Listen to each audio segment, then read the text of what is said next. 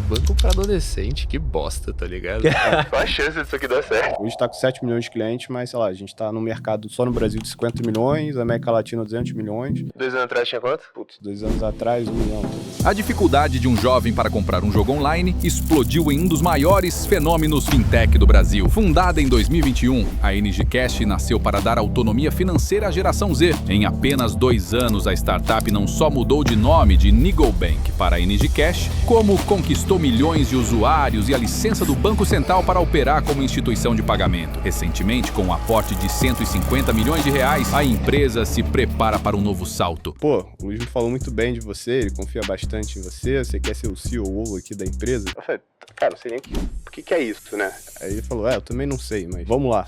A dor sempre foi muito latente para a geração Z. E essa onda foi tão forte, os garotos eram tão fortes, assim, tão relevantes na geração Z no Brasil, que ela continuou trazendo gente organicamente até agosto de 21, que foi quando a gente mudou a marca de Nigobank para NG Cash. Construir uma coisa tão diferente assim, em tão pouco tempo, e com um time tão inexperiente, foi realmente uma coisa que eu acho que é uma das top accomplishments nossos. Cara, tem que criar um produto maneiro e tem que botar na mão do povo, tá ligado? Sempre tiveram uma obsessão muito bizarra, assim, pelo cliente. Da onde que veio isso? Assim? Vocês fazem uma parada muito fora da caixa, né? Eu acho que é daí que vem, tipo, esse CAC inacreditável, essa marca muito maneira e tal, tudo mais, assim. A gente nunca foi ser o banco de criança. Agora a gente quer envelhecer junto com eles, né? Só no Brasil de 50 milhões, América Latina 200 milhões. Começa mais um GigaCast. Hoje estou com 2 convidados que eu trouxe aqui. A segunda edição de uma empresa que a gente já entrevistou, que eu quis trazer mais 2 co-founders de tão impressionante que é a história desses caras. Eles são o banco que mais cresce no Brasil. Só no passado eles tiveram 6 bilhões de reais de transação e acabaram de terminar e fechar o Series B deles. Em total, captaram aí 300 milhões de reais, cara. Um negócio inacreditável, crescendo, pô, num ritmo bizarro, que é o NG Cash com vocês, Antônio Nakashi, Petros Arruda. Muito bem-vindo, pessoal. Obrigado pelo convite, um prazer estar aqui. Sempre bom estar contigo ali. Ó, formato novo, entrevistando 2 ao mesmo tempo, nunca tinha feito, mas eu acho que vai ficar maneiro, que eu quis trazer os 2, que eles também são amigos de longa data. Fiquei sabendo aqui que dividem o quarto em todas as viagens. Talvez tenha um bromance, vamos descobrir. Começar aqui. assim já, cara? Só vou fazer os patrocinadores aqui rapidinho, tá, cara? Primeiro patrocinador, nossa querida AW Sales, que você consegue automatizar com facilidade a mensageria de vendas da tua empresa. Então você consegue subir uma campanha para já mandar o WhatsApp com inteligência artificial e fazer aquele vendedor, o pré-vendedor, fazer o trabalho para você sem você ter que, né, contratar um monte de gente, só com a inteligência artificial num preço extremamente competitivo. Segundo patrocinador é a Bart, que é a plataforma para você... a fintech que vai resolver o problema da tua vida se você faz mais de 3 milhões de receita aí por mês, cara. Eles fazem um negócio altamente personalizado. Então, eu até achei curioso que você conseguiu ganhar espaço nesse mercado de pagamentos. Achei que era um negócio que já estava muito resolvido. Só que eu comecei a entender melhor, assim, né? O tanto que o atendimento da galera é ruim do que já estava no mercado. O tanto que as aprovações acabam sendo ruins porque eles têm soluções genéricas de antifraude. E a Bart faz um negócio que é completamente customizado para você. E já está com clientes gigantes. É uma das fintechs aí que mais cresce também. Terceiro patrocinador é a nossa querida Gestor com o Jota, né? Que acabamos de fazer um episódio novo com eles, com o Bruno, contando a história, que é a plataforma de IA para você conseguir automatizar não só as coisas dentro da tua empresa, mas para você criar produtos de IA para oferecer para os seus clientes, sem você precisar ter que saber programar, né? Então é uma plataforma super intuitiva de mexer e que você não tem limites para o que você consegue construir.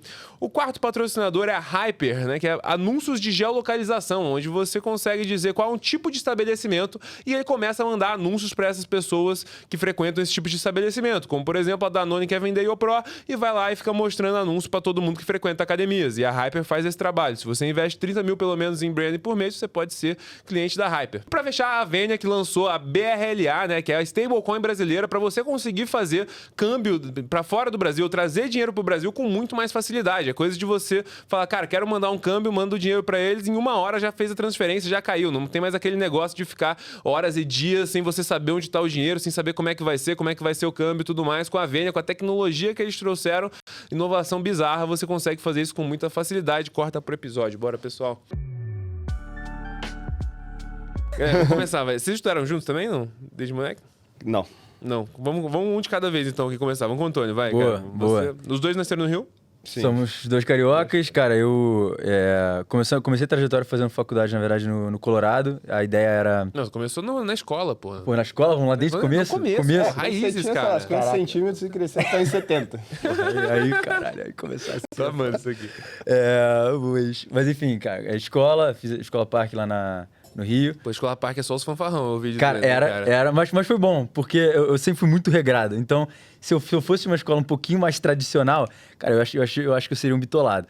Então, foi importante, assim, a escola abriu bastante a cabeça para temas ambientais, sociais, enfim, coisas que você não via no ensino mais tradicional. Você era um cara mais quadradão assim na escola também, cara? Então eu sempre fui mega, pô, eu não estudava muito, mas sempre tive facilidade com as matérias mais técnicas, então era meio óbvio o caminho pra engenharia.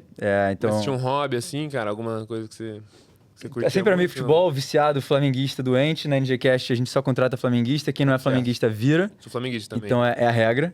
O Petros virou flamenguista, apesar de não gostar de futebol. Bom, Pedro. Sempre fui flamenguista, mas nunca gostei. eu nunca fui muito do futebol, né? Aí o meu sócio lá, o Jota, flamenguista doente, tá ligado? E aí, tipo assim, era 2019, tá ligado? E aí eu tava vendo lá, pô, ele ficava muito feliz, tá ligado? Toda semana ele tava feliz pra caramba, tava falando assim, caraca, bro, sei lá, por que eu vou torcer pra um time que perde? Vou torcer pro melhor de todos, irmão. Aí eu me entreguei e desde então eu vi que ser Flamengo é a melhor coisa que existe. Boa. É por isso que sacaneia o Flamengo de time desde 2019, né? Da torcida. Mas, cara, o Flamengo sempre foi a realidade da minha vida. Pô, eu fui pra 2019, tava em Lima, agora tava no Mundial, vi Flamengo e Chelsea. Tá maluco. Ninguém acredita que ele fazia essas porra. Eu vou realmente, eu viajo bastante pra ver o Mengão. Mas joga alguma coisa ou não? Cara, não bem o suficiente. Mas eu sempre curti jogar bola, e esse foi o hobby principal. Videogame aqui e ali, sempre joguei um pouco, mas sempre fui ruim em tudo. Mas tu não era produtor de conteúdo, então não? Nunca fui. Entendi. Nunca fui. Então você... Cara, sempre admirei a galera que conseguia se colocar na frente das câmeras sem vergonha e conseguir fazer o que você faz, o que o Trindade faz, o Neox, enfim, o pessoal ali realmente. Por isso tem tanto feat nosso até hoje. Aprendo muito com eles nessa linha. Mas nunca tive nada a ver com isso, sempre fui um lado de futebol, sair e estudar para poder passar para a faculdade lá fora. E aí tu queria... De onde tive essa ideia de passar lá fora?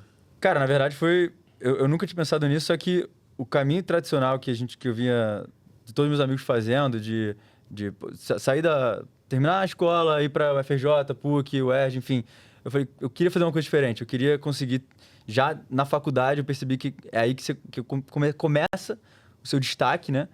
E aí, meu pai chegou aleatoriamente um dia, cara, você já pensou em estudar fora? Enfim, começa a procurar. Eu comecei a procurar a Fundação Estudar, enfim, meio que me colocar nesse meio. Só que eu fiz um pouquinho tarde. Eu comecei a ver isso no meio do segundo ano. Quando você faz a aplicação para os Estados Unidos, eles pegam o seu histórico desde o nono. Então não tinha como eu correr atrás. Lá, né? Não tava ali, né? Isso é meio foda, porque no Brasil você não tem incentivo nenhum pra tirar nota boa do nono ano, né? 6 a 10, incentivo. Tá ligado? Ainda mais na Escola Parque. Você não tem o menor incentivo, assim, pra você... Cara, pra você sair do 7 pra um 10, assim... Cara, a diferença é que você vai ter menos tempo de jogar bola, sair, curtir. Pra que você vai fazer isso? Pra coisas que você não vê valor. Então é complexo, né? E mesmo se você quiser passar no vestibular, que é o normal, é só fazer um terceirão bem feito que você consegue, tá ligado? É verdade. Óbvio que se você faz o primeiro e o segundo mais complicados, o terceiro fica consideravelmente mais difícil. Isso é verdade. Mas aí foi isso. Aí eu comecei eu fiz uma lista de todas as melhores faculdades dos Estados Unidos. Eu tinha um caderno que eu ranquei 150 faculdades lá. Desde ambiente, cidade, cursos, enfim, tudo. Aí tu ficava no college board falando assim, tipo, não, se eu tirar essa nota no SAT, Party Schools, Greek Life. Os caras procurando American Pie, tá ligado? Não, eu falando ali, essa aqui tem uma faculdade de física excelente, na verdade, Party Schools. O peso de Party School muito maior do que as outras. Você foi pro Colorado, você nem foi a conhecida do Arizona lá, né? Que os caras falam que é a melhor Party School. Eu fui pra Boulder, que era a faculdade, lá tem uns 3 Nobel de Física lá, e a faculdade de engenharia era muito forte. Que a minha ideia era fazer engenharia e depois ir pro mercado financeiro, que sempre foi a minha trajetória, seguindo um pouco que eu sempre vi do meu pai. E aí lá, enfim, entrei lá, cara, difícil adaptação ali de cultura, mas eu curti pra caramba, abriu minha cabeça demais, assim, morar sozinho, assim, em outro país, outra cultura, meio jogado lá, cara, se vira. Foi mega importante, mas eu tive que voltar, um ano e meio depois. A ideia era formar lá 100%, mas um ano e meio depois do curso lá, eu tive que voltar para o Brasil, para a PUC. Então, eu pedi transferência para a PUC Rio, para fazer engenharia elétrica, que coincidentemente era o curso que meu pai fez, mas eu não queria fazer, só que era o que tinha mais vaga para fazer transferência. Eu falei, cara, Que a Vou galera lá porque pra não ter desistia. risco, depois eu mudo. Mas eu não gosto de engenharia elétrica, foi muito técnico pra mim. E lá não era nada ainda, você nem tinha declarado Major, né? Lá eu era engenharia mecânica com double major em business. Em 1 ano e meio já tinha declarado tudo? Entrou lá na Engineering School Mas- e aí já tinha meio que indicado, pego algumas aulas de business. Mas por que você voltou? Porque, cara, era insustentável ficar lá financeiramente. É muito caro, né, velho? E aí meus pais tiveram problemas financeiros, tive que voltar, e aí, pra eu poder começar a pagar a PUC, além de parte do apoio lá da minha família, eu tive que trabalhar. Cara, total, eu acho que isso aqui faz uns 10 anos? Quantos? Cara, eu voltei em final de 17. Final de 17. É. Então, cara, eu acho que seus pais provavelmente gastavam uns 200 mil reais por ano, assim, mais ou menos, né? No início, assim, tirando a bolsa e o que eu trabalhava lá pra pagar. Então era, acho que, entre 50 e 100. Porra, mas duríssimo, né? Não, era duro e aí quando eles quebraram aqui, eu tive que voltar e aí voltar no nível de, cara, vou ter que trabalhar e vamos correr atrás. Pô, maravilha. Você acha que, obviamente, entender o privilégio que eu sempre tive, mas nesse momento foi, cara, vamos meter a cabeça, porque pra eu terminar a PUC aqui, vou precisar fazer pelo meu corre mesmo. Então Fala um pouco do trabalho que você tinha na faculdade também, né? então, vamos lá. Para eu pagar o curso lá em Boulder, eu peguei um trabalho lá de vigia noturno. É mesmo, cara. nesse shape, Não, eu era vigia noturno botou medo na da galera. faculdade. E aí você ficava assim, o maconheiro! Não, e cara, eu entendi, porque o americano é muito cabeça dura. Então eu falava, porra, eu vi os moleques bêbados, eu tinha que avisar. Eu falei, cara, sai da minha frente, senão eu vou ter que ligar pra polícia. Pelo amor de Deus, sai daqui. Então eu dava de cara, se aparecer de novo, eu vou ter que ligar. Então eu acabei nunca dedurando ninguém, mas eu ficava Ou nessa. seja, um péssimo vigia noturno, tá ligado? Ninguém entrava ali no lugar que eu tava protegendo, mas enfim, cara, teve uma vez só que eu fiquei com medo que a galera tava com medo de ter bomba lá no carro, porque deixaram um carro solto, só com a chave na porta, no estacionamento jogado, assim. E aí falaram, cara, tem um carro lá jogado, e aí o protocolo é você, tipo, chamar a polícia lá, aí, cara, vieram 5 carros de polícia, fecharam, e eu morrendo de medo, porque eu que tinha ligado, né? Eu falei, cara, se for alarme falso, bom, mas eu vou ficar aqui de otário, né? Mas era era alarme protocolo. falso, era protocolo. Enfim, então... Foi um trouxa que esqueceu a chave. Cara, melhor ideia, o cara nunca foi buscar. Enfim, mas aí eu voltei pro Rio e lá aí comecei a distribuir currículo. Então saí andando pelo Rio distribuindo currículo em loja. Aí fiz processo seletivo pro Clube Med, para Cruzeiro, para todas as lojas que você pode imaginar. E aí a primeira a me chamar foi a Hering. Então meu primeiro trabalho aqui no Brasil foi caixa na Hering. Caraca, Bruno. Não, agora é muito bom, né? Você mandou um monte de currículo, tá ligado? Mas é isso, essa história que Aí, ninguém ó, sabe. Se você tá assistindo esse episódio, você talvez recusou o currículo do Antônio, irmão. Podia ter tido esse baita talento aí, mas falou assim, tipo, não, eu acho que ele não tem um currículo bom o bastante para ser vendedor aqui na Marisa do shopping, tá ligado? Mas realmente foi isso, cara. Eu saí, aí trabalhei na caixa na Hering, fiquei lá, acho que foram 3 meses até a reserva me chamar para virar vendedor na reserva, que era onde eu de fato queria. Mas no meio tempo, eu passei no Clube Med, então falei, pô, maravilha, vou... Eles chamavam só por finais de semana, quando estavam com muitas pessoas, eles chamavam extra. Então era extra no Clube Med, animador das crianças, GO. Caraca, então eu ia pro Clube Med no final de semana lá do Rio, trabalhar, então, que eu achava super divertido, maneiro, né? Você tá num resort, trabalhando com criança e tal, jogando bola e correndo e tal.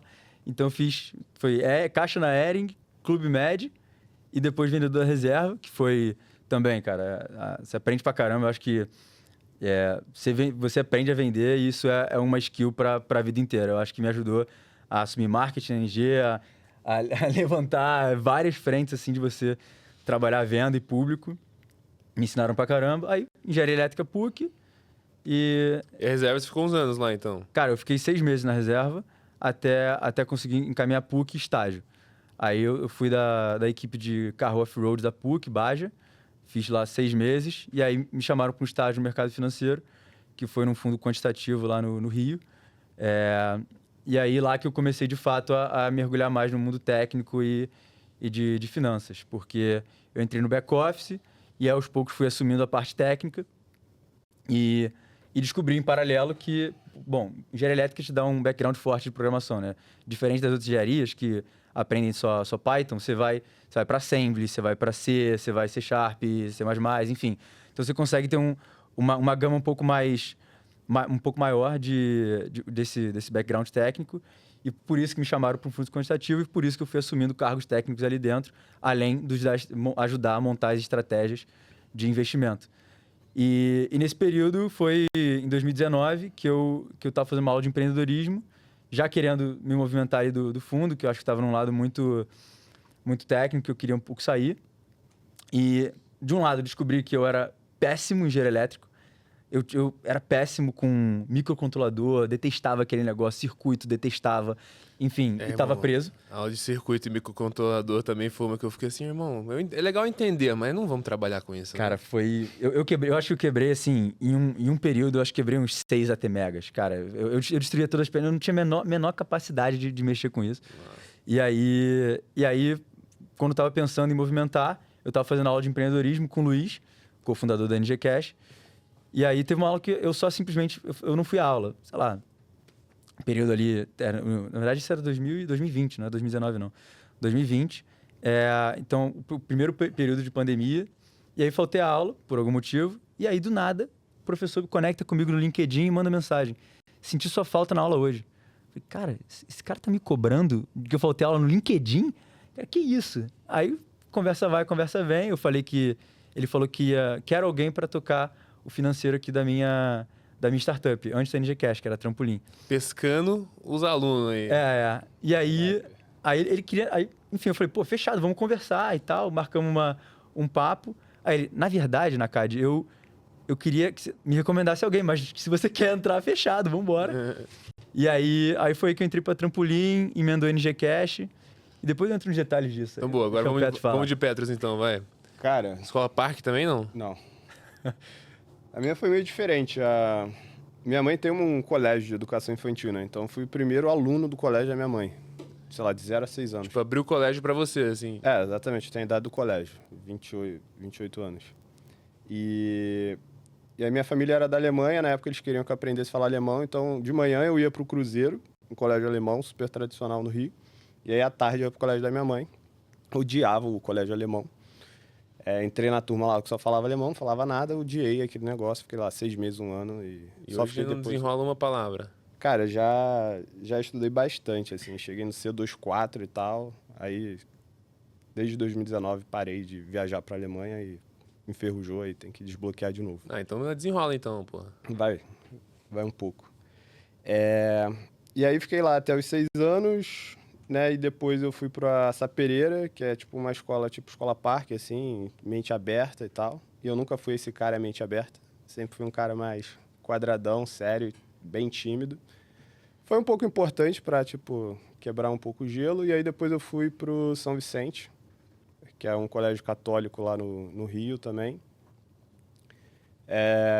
Anos depois eu descobri que o Benchimol estudou nesse colégio, quando eu tava lendo o livro dele. É mesmo. Mas ninguém no colégio falava do Benchimol. O pessoal só falava lá do... Caraca, esqueci o nome. Mas tem um puta político corrupto que estudou lá, e aí era tipo, pô, é o colégio que o cara... Cabral. Não, o filho do Cabral estudou lá. Pronto. Cara, arrumando briga com os políticos aqui, né? Tá ligado? E aí, um pouco sobre como é que foi minha trajetória, assim, escolher carreira, foi bem diferente, assim. Cara, eu acho que eu assisti Tropa de Elite, aí eu queria virar policial do BOPE. É nada. E aí eu falei isso com a minha mãe. E aí ela entrou em pânico, né? E aí a gente conseguiu negociar ali, virar policial federal, talvez. Um pouco menos arriscado. E aí depois eu queria ser piloto da Polícia Civil. Piloto de helicóptero da Polícia Civil do Rio. E de onde vem isso, cara? Cara, eu não sei, assim. Eu entrei, sei lá, no ensino médio eu ficava lendo livro de operações especiais, SEALs e tal. E, putz, li todos esses livros que você pode imaginar, de guerra. Tipo, tu achava a operação maneira, não era um negócio, tipo, sei lá, senso de justiça, assim? Não. Tipo, eu gostava da dinâmica e tal, da adrenalina. Eu achava que, pô, ia ser do caralho, né? E aí, acho que eu tive um surto, assim, de consciência. Eu falei, não, vou ser médico. E aí, queria ser cirurgião cardíaco. Acho que meu pai já teve que operar o coração quando eu era mais novo. Devia ter alguma relação com isso. E aí, acho que no segundo ano eu cheguei à conclusão que eu não tinha, talvez, empatia suficiente para ser médico, assim. Tipo, eu não me imaginava num consultório, sabe? Tipo, atendendo as pessoas, os velhinhos. Ai, Por que você queria ser médico? Dava dinheiro assim na tua cabeça? Não, O acho que era, tipo, adrenalina também um pouco ali da cirurgia e tal. E aí, no terceiro ano, eu decidi fazer engenharia. E aí sempre mandei bem em exatas, assim. E aí passei na PUC. E fiz engenharia mecânica lá. Acho que durante a PUC teve um ponto que me marcou muito, que foi 2017 ali. Eu entrei na PUC em 2015, 2017, segundo ano de faculdade, eu entrei para a equipe de aeromodelismo. Então, eu estava no Baja, eu estava fazendo aviãozinho. Aviãozinho, forma de dizer, né? Tipo, a gente construía uns aviões 4 metros de envergadura, levantava 30 quilos e tal. E a gente competia aqui no ITA, em São José dos Campos. Maneiro, hein? Eu fiquei 2 anos lá, a gente foi 2 vezes campeões brasileiros. Então tu era engenheiro mesmo. É. E aí, 2 vezes vice-campeões internacionais. A gente competiu lá nos Estados Unidos, ganhou, ficou em vice 2 vezes. Cara, aí depois eu fui pra Embraer fazer um estágio de verão. Em São José. Em São José. Paraíso, né? Cara, eu gosto muito daquela cidade. Mas eu cheguei à conclusão ali que era o meu sonho, putz, zerei a vida. Eu tô trabalhando na Embraer, irado. Mas aí, no meio do estágio de verão, eu falei, cara, isso aqui não é pra mim. Tipo, uma empresa super grande, sei lá, 5 mil engenheiros. Meu chefe tinha, sei lá, 20 anos de Embraer, 3 mestrados, 4 doutorados. Eu falei, cara, eu não nasci... Com essa paciência toda. Não nasci pra isso. E aí eu voltei do estágio de verão com a ideia de fazer uma startup de drone. Juntar a galera que era da equipe de aeromodelismo e falei, galera, vamos fazer uma startup de drone para agricultura, sei lá, tá bombando esse negócio. Que ano que a gente tá aqui? A gente tá em 2019, no começo de 2019. Aí a galera animou, eu falei, já estava no último ano da faculdade, já tinha feito quase todas as matérias que eu precisava, só precisava fazer umas eletivas, falei, vou puxar tudo de empreendedorismo para aprender o que é startup, né? Não sabia. Na faculdade que aprende, né?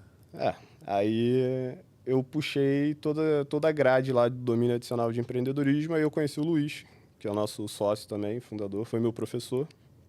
E aí cheguei lá para ele, levei um dos drones lá para aula dele, ele ficou pirado. Fui o melhor aluno lá da disciplina, ganhamos uns prêmios lá das competições que tinha. E aí os meus 2 sócios dessa startup de drone, né, desse projeto, foram fazer mestrado no ITA. Aí fudeu, né? Tipo, Acabou, né? Acabou. E aí, as lojas americanas me chamaram para fazer um projeto de entrega com drone quando eu me formei, 2020. E aí, falei, putz, vamos lá, né? Talvez seja lá que drone delivery em algum momento aconteça. E aí, mano, acontece em Cara, algum lugar? Eu já vi umas coisas da Amazon, assim, de tudo mais, mas... Cara, tem vários desafios, né? Tipo, peso, capacidade de carga, capacidade de bateria, navegação nas cidades, rota de colisão e tal. Tem vários desafios. E tava na época todo mundo fazendo, né? O iFood fazia, mas todas as empresas que estavam fazendo na época era muito mais para tipo mostrar inovação e tal do que de fato entregar. Então ninguém faz hoje É. no mundo, assim, em produção. Isso. E aí começou a pandemia, né, 2020. Lojas americanas de negócio de varejo físico, fecha todas as lojas, os caras congelam os projetos de inovação. E aí, maneiro, eu vou tocar logística, tipo, centro de distribuição. Fico 1 ano lá nas lojas americanas, aprendo bastante coisa, assim, sobre cultura, acho que pontos fortes e pontos fracos. E aí começo a ficar fascinado e começo a ler uma porrada de livro de empreendedorismo, assim, um atrás do outro. Fala uns bons aí, vai. Cara, aquele do Jack Welch, do CEO da GE, foi um dos primeiros livros que eu Não, li. Muito Great, não. Acho que é. É? Fez, não sei agora o título. Mas eu me lembro que esse foi o primeiro livro que eu li, foi tipo, começou a abrir a minha cabeça. E aí eu ligo pro Luiz, que tinha sido meu professor, e falo, cara, tô querendo sair das lojas americanas, tô pensando em abrir uma startup, ou ir para uma startup. Na época eu tava conversando já com alguns founders, mas tipo, ou o modelo de negócio na minha cabeça não fechava, ou não via brilho no olho do founder que eu tava conversando. E a Luiz fala assim, cara, acabei de vender aqui a Trampolim para Stone, vou montar a NG Cash, quer entrar como sócio? Aí eu falei, putz, acho que sim. Tipo, foi o único cara que me ensinou alguma coisa de empreendedorismo na vida. Eu falei, putz, confio nele, né? E nessa não conhecia o Antônio ainda. Não. E, tipo, a gente fez a mesma faculdade, do períodos similares. Mesmo professor. Mesmo normal. professor, pra você ver, tipo, como o campus não conecta os alunos, né? É bizarro. Irmão, o professor é o George Clooney do Ocean Eleven, tá ligado? E o Mário também foi, tipo, aluno do Luiz, né? É, né? Vai só juntando ali os cabeçudinhos, assim, galera, chega aqui, ó, vamos fazer um... Não, e a gente vai falar aqui ainda, tipo, boa parte do founding team da NG Cash, cara, é composto por ex-alunos do Luiz, sim. Hoje, dos 8 diretores, 5 foram ex-alunos do Luiz. Assim. E um é o Luiz, né? Então só dois Exatamente. não foram, E cara. o outro é o Rodan, que Que é mais velho que o Luiz. Que é mais velho que o Luiz, né? Mas... então... Beleza, e aí, cara, chega nesse Onde é ponto. que a gente Vamos tava? voltar aqui na história dele, então, porque você entrou na trampolim ainda. né? aí eu acho que entra legal essa Na história. Trampolim, quando eu entrei lá para ajudar o Luiz no lado financeiro, quantas pagar, receber. A Trampolim estava começando a construir. Eles começaram com uma carteira on-off-ramp de cripto, só que viram que, em 2018, viram que não ia ter, não era o momento, não tinha tração, só que eles tinham montado um esquema ali, na verdade, uma estrutura de plugar no banco para fazer, né, de fiat para cripto. Então eles falaram, bom, eu posso vender essa infraestrutura de bancária para outras pessoas, e aí criou um sistema de base. Só pra dar contexto, galera, fiat é dinheiro normal, tá ligado? É o jeito que a galera de cripto chama de dinheiro que você tá acostumado. Tá? Obrigado. Infraestrutura de transformar dinheiro normal em cripto na tua carteira. Exatamente. E aí, como eles foram muito cedo nisso, eles pivotaram a empresa para um BaaS, Banking as a Service. Aí. Então, basicamente, várias empresas que tinham a distribuição, tinham Bom, já tinham alguma conexão com o mundo financeiro, mas queriam se tornar um banco. Eles, basicamente, eram uma fábrica de Nubanks. Uma forma simples de falar do BaaS deles. E quem que era? Quem que usava o trampolim, assim? Quem que foi o primeiro case grande, assim? Cara, a gente sempre fala... O Mário sempre falava da Orama, e se não me engano, o Prudential também. Pronto. E começaram a usar, e aí, através disso, a Stone, através da Pagar.me, adquiriu a Trampolim, né? Então, mas eu entrei nessa virada, nesse início de fato, ganhar alguma receita com BaaS. Então, eu estava estruturando toda essa parte financeira, mas, em paralelo, a gente estava fazendo esse produto para os outros. Mas, como o Mário era investidor da Trampolim, a gente estava lançando um MVP nosso, chamado Niggle Bank. Então, eu entrei 2 meses antes do Niggle Bank ser lançado, em agosto de 20, e eu estava modelando como ia ser o produto. Ah, já tinha vendido a empresa quando você entrou? Ainda não. Porque o Niggle Bank era um MVP dentro da Trampolim. Entendi. Então, porque eles iam fazer BaaS para os outros, mas eles queriam ter um teste, um produto nosso de banco. Então, direto para o consumidor.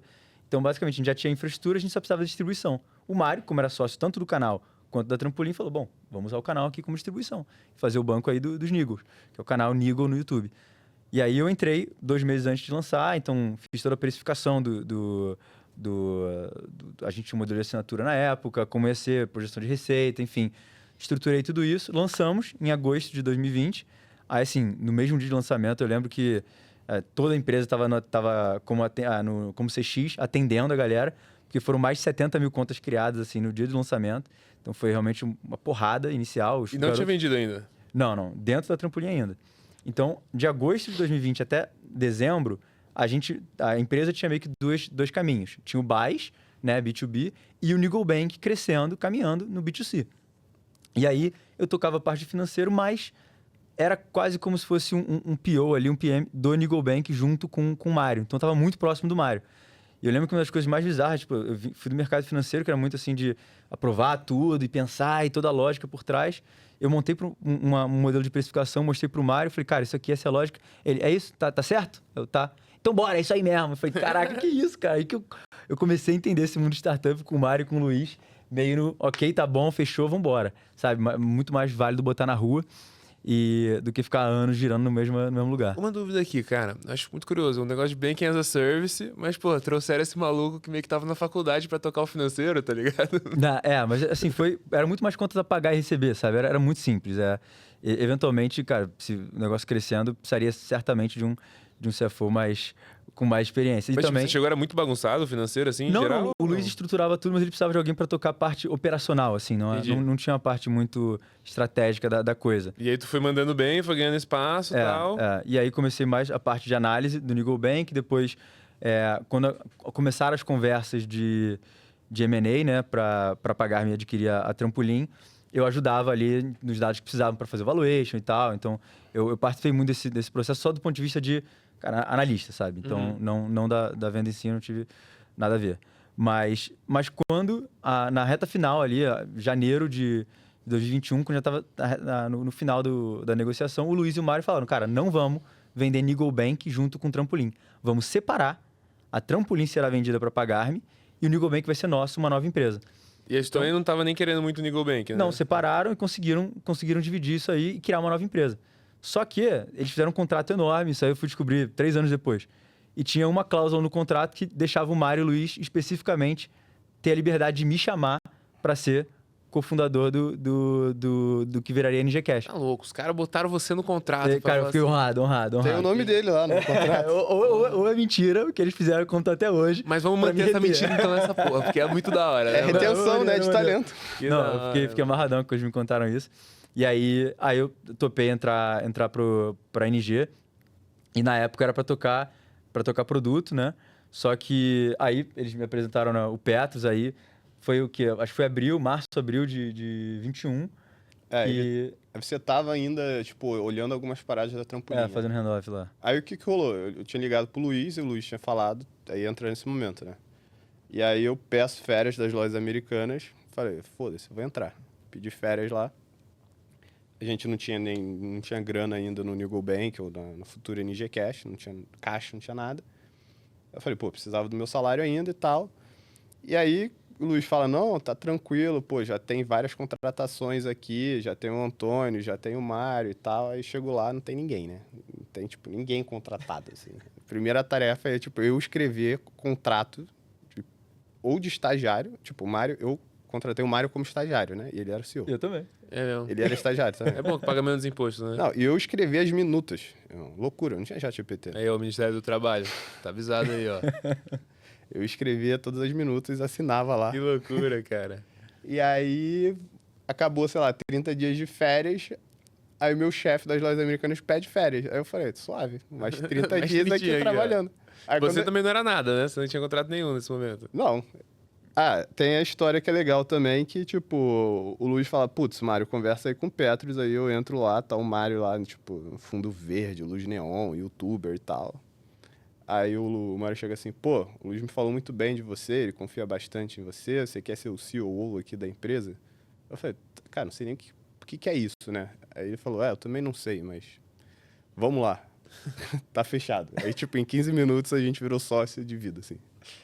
Que loucura, cara. Isso na casa dele, assim, ou no escritório? Não, virtual, pandemia. Virtual mesmo. A gente só foi se conhecer pessoalmente em agosto de 21, já trabalhando junto por 7 meses. É mesmo, cara. Foi uma coisa assim. E todo mundo morando no Rio, assim, mas, pô, pandemia Exatamente. e tal, então... E eu, de fato, tava na faculdade ainda, eu tava terminando... Então, eu era estagiário. O Petros entrou como cofundador, mas... Eu era o Petros único formado, né? O único que tinha, tipo, eu era o único que podia assinar qualquer coisa lá. E o professor, né? E Exatamente. também tava dando aula na época. E tava dando aula PUC.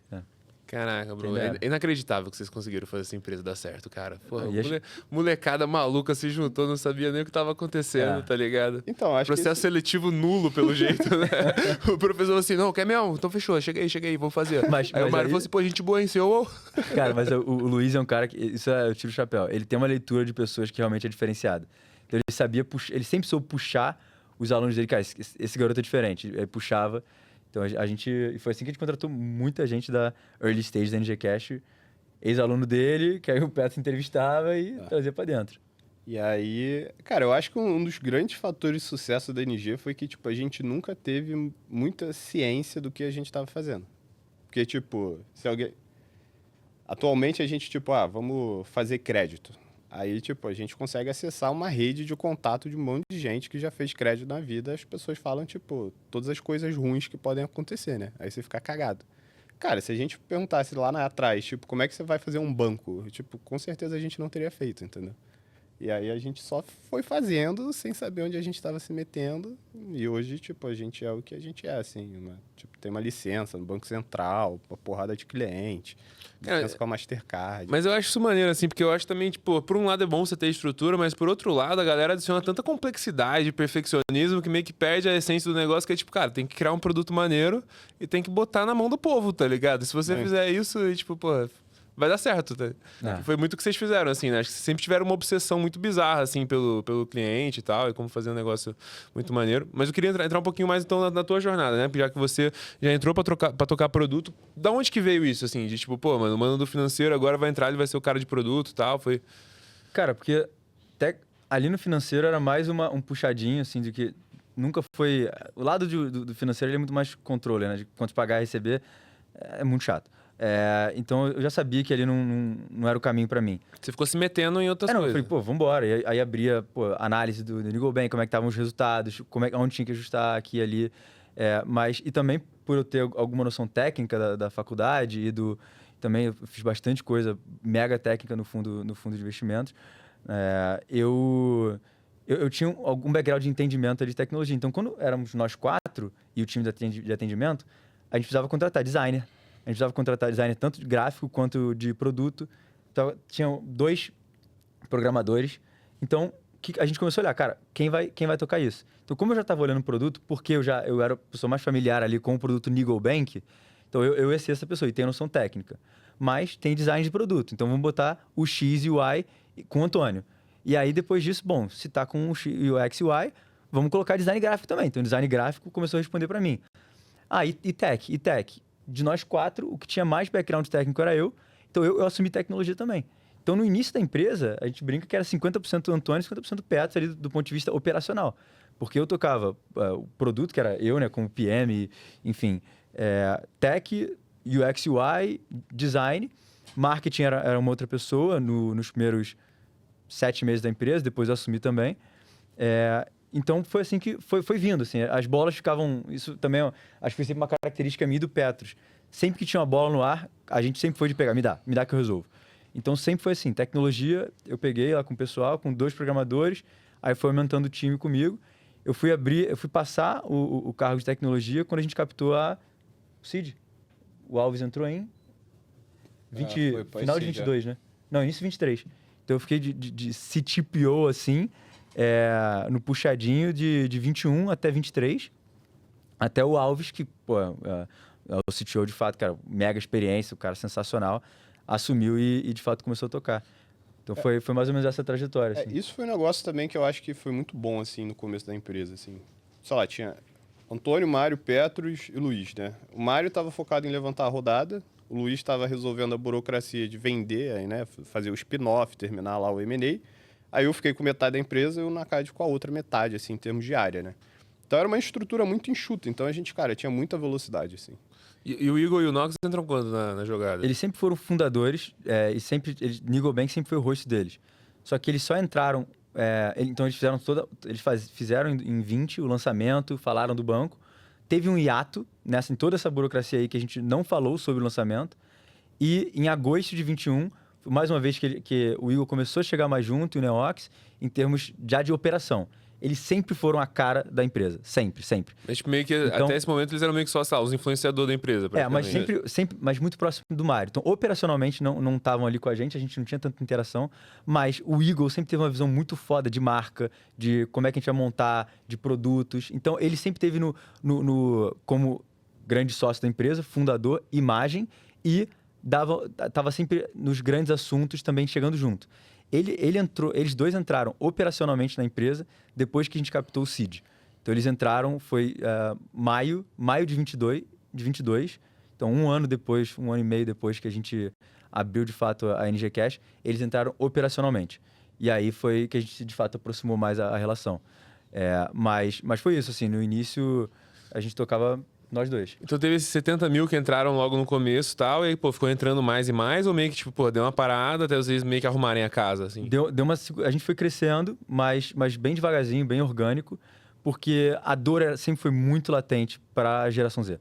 A gente tinha ali uma audiência menor de idade que não tinha acesso algum a outra alternativa decente de mover seu dinheiro, aprender educação financeira e conseguir ter a gestão do seu, enfim, pagar e receber no dia a dia.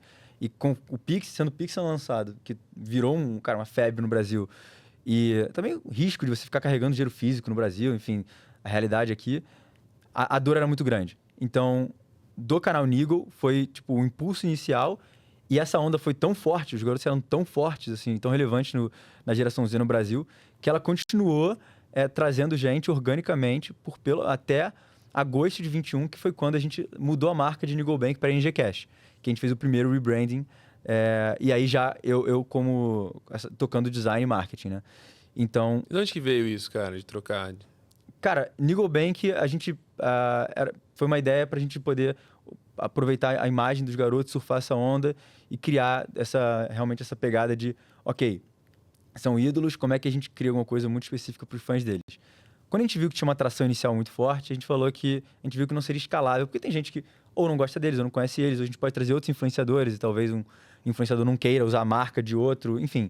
Então a gente sempre soube que em algum momento a gente teria que construir uma marca genérica, derivada de Niggle Bank, mas que com eles dois sendo sócios, podendo eles chamarem outros influenciadores e continuar usando a marca deles, mas sem ser algo exclusivo. Então foi uma ideia que o Mário mesmo sempre trouxe, e eu acho que ele e o Eagle num brainstorming aí louco deles, falaram, pô, vamos fazer Niggle vamos transformar Niggle em NG de nova geração para exatamente não ser um baque tão grande, mas a gente poder fazer algo mais abrangente. Então foi isso, a gente montou com a ideia exatamente de fazer algo gigantesco e aproveitar essa necessidade da geração com o fato de que essa geração é extremamente associada a influenciadores para a gente poder usar diversos diferentes canais. E como foi esse processo de rebranding, assim, cara? Foi um negócio, sei lá, meio bem intuitivo, assim? Foi um processo desse que pega uma agência de rebranding? Como foi? Foi uma porradaria louca, assim. Cara, eu era estagiário, assim. Eu tava bem da faculdade de engenharia elétrica. Ninguém nunca tinha feito isso antes. Só que o Luiz chamou a Paula Cruz, que é uma designer incrível. Fez coisas pra YouTube, Adidas, Spotify, Google. Cara, que ele conhecia ali, acho que do universo PUC. Trouxe ela como diretora criativa para fazer o nosso rebranding. Então a gente falou para ela muito do que a gente acreditava como marca, do que a gente queria fazer. Usamos muita referência de Robin Hood, Cash App lá fora. E ela meio que construiu a marca com base nessa nossa visão de ser algo bold, né? Assim, uma marca que causa impacto, que seja alguma coisa relacionada à inovação. O preto e branco foram para trazer também uma pegada mais premium. Então ela foi pegando várias coisas soltas e desestruturadas, que a gente ainda não tinha polidez para poder trazer para ela. E ela conseguiu criar essa marca, esse universo NGCast, depois de algumas iterações. Mas quando a gente viu essa marca final, todo mundo se apaixonou, achou que era exatamente isso. E a gente usou também nosso time interno para conseguir, dessa semente criativa dela, disseminar em várias aplicações da NG. Então, só que a gente tinha que mudar um app inteiro. Eu tinha um time 100% de estagiários de engenharia, 100% de estagiários de design, ou recém-formado. Então, era todo mundo sem experiência e a gente tinha que refazer um aplicativo. E aí a gente refez isso em 3 meses, a gente conseguiu refazer um app inteiro com um time que nunca tinha feito isso. E aí eu acho que foi, assim, uma das maiores conquistas, assim, que a gente teve como empresa. E eu, pessoalmente, também, assim, de conseguir aprender tanta coisa tão rápido, fazer o time girar e sair. Em agosto saiu o rebranding com um app que se vocês verem nosso app, ele não tem nada igual, assim. É muito relacionado com Instagram, TikTok de deslize, só que ele é todo deslize, como se fosse todas as abas toda foi refeita, tal. Então a gente refez tudo e uma coisa que não tinha referência do que fazer. Assim, a gente não via referência disso no mercado, muito menos no mercado bancário. Então construir uma coisa tão diferente assim, em tão pouco tempo e com um time tão inexperiente, foi realmente uma coisa que eu acho que é uma das top accomplishments nossas aí. E nessa loucura toda aqui, Pets, qual que era a tua treta principal, né? Começou ali com esse negócio de, cara, tipo, começou fazer todo mundo ficar certo. A primeira missão era contratar o time, né? E aí... O que era? Quem foi o time inicial, assim? Cara, quem foi o time inicial... Vou dar o exemplo aqui, a gente falou, vamos contratar um CTO. Aí a gente começou a conversar e com alguns fundos, não, vamos trazer, vocês têm que pegar uma agência, trazer o CTO do Nubank e tal. Garoto, né, a gente inocente. tá bom, né? Vamos ver quanto é que custa isso. Um absurdo, né? Impossível pagar. Inacreditável. Assim. Inacreditável. Mais que o caixa da empresa inteira. Assim. Aí depois, maneiro, vamos pegar um dev sênior e transformar em CTO. Na época, porra, 17 mil reais era um absurdo, assim, pra gente pagar de salário, assim. Que você tava só nos estagiários recém-formados. Aí eu falei, galera, tem uma galera que eu conheço, que é, tipo, das equipes de competição da PUC, que são, tipo, os melhores alunos, os crânios, que é uma galera que tá acostumada a trabalhar duro, virar à noite, porra, super engajada, e que topa fazer o desafio. E aí a gente trouxe... A gente costuma falar que a gente gosta de contratar em grupo no NG, né? Aí, o primeiro time de tecnologia foram 3, e aí... E os 3 eram brother entre si, assim? Eles eram brothers entre si, e aí eu falei, entrevistei um, eu falei, pô, quem é mais inteligente que você e tal? Quem você admira? Aí ele falou, esse fulano aqui. Aí eu cheguei e entrevistei esse fulano, aí eu perguntei, fiz a mesma pergunta. E aí eu percebi que era o mesmo grupo, né? Os 3 estavam ali. Um falou do outro, foi o primeiro. Aí eu peguei um grupo no WhatsApp, meti os 3 no grupo do WhatsApp e mandei uma proposta em conjunto. Eu falei, não adianta vir um só, tem que ser os 3. É 10 mil reais pros 3. Dividam como quiser. Dividam como quiserem. E aí, botando pressão. E os caras estavam meio que se formando, assim? Como que era? Eles já estavam, talvez, 2 anos para se formar ainda na faculdade. E aí, esse foi o time inicial, assim. Até hoje? Não, Um deles ficou. Um deles ficou. Aí 2 saíram recentemente para empreender. Então, o primeiro time de tecnologia foi esse guerreiro aí. E aí depois a gente foi replicando, né? Esse modelo de trazer jovens de alto talento, assim, mas tipo, que a gente conseguia pagar ainda na época. A gente formou um time, talvez chegou no máximo umas 10 pessoas de tecnologia ali. Aí depois foi, precisamos trazer alguém de design. Aí eu falei, fudeu, né? Como é que eu vou contratar alguém de design? E aí... Tipo, tu não tinha a menor noção sobre design, assim? Zero, né? Pô. E aí, a irmã do Augustina, né? Ela era irmã do cara que ia ser meu sócio da empresa de drone. Eu já conhecia, já tinha trabalhado com ela. Eu falei, vem aqui pra NG, sabia que ela desenhava bem e tal. Tá aí até hoje, mandando tudo no design. E aí teve, sei lá, história de contratação de UX designer também. Tipo, o que era UX designer? Precisava de alguém para fazer tela, né? E aí você descobre que você tem, sei lá, uma porrada de tipos de designers diferentes, né? O cara que só faz pesquisa, o cara que só faz teste AB, o cara que só faz tela e tal. Eu falava, mandava no LinkedIn, tal. E aí a nossa head de UX, ela também foi da PUC, aí eu meti mó caô pra ela. Falei, vi que você também estudou na PUC, a gente já deve ter se cruzado em algum momento pelo Pilotize e tal, tô montando uma empresa aqui, você faz tela de app, tá ligado? Aí ela falou, faço. E aí ela tá aí até hoje. Então foi tipo meio que assim, montando o time inicial, muito baseado na galera da PUC, que a gente já conhecia. E que grana que vocês tinham? Era da venda do trampolim? Já tinha feito um... Cara, foi o primeiro... A gente pegou um cheque anjo com a Stone, né? Então a gente ficou super próximo ali deles no momento da venda. E aí eles investiram $400 mil. Foi o primeiro cheque. E aí isso foi em mais ou menos abril de 2021. E a gente vai levantar o seed em... A gente anunciou 2 de agosto de 22. Em 2 de agosto de 22. 1 ano e meio depois, mais ou menos. Então, o maior salário da empresa era, sei lá, 6 mil reais, ou não? E não era o nosso. E não era de vocês? Não era nosso. Era de quem? Tech e UX, até a gente levantar, até anunciar a rodada seed, tipo... Todo mundo de tech, todo mundo de UX recebia muito mais que a gente.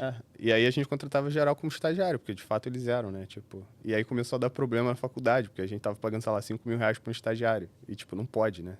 Tipo, tem um cap ali, sei lá. Tem? Tem. A gente descobriu, né? A gente descobriu. Nem sei como é que é, mas enfim. Eu não tô sabendo, irmão. Tô dessa daí também. Cara, eu acho super curioso isso, assim, né? Porque eu acho que o conselho tradicional é o contrário, assim, né? Que é tipo, velho, pega uma galera mega sênior e tudo mais. Mas eu sinto que, tipo, várias dessas pessoas que vocês trouxeram estão até hoje, inclusive vocês mesmos.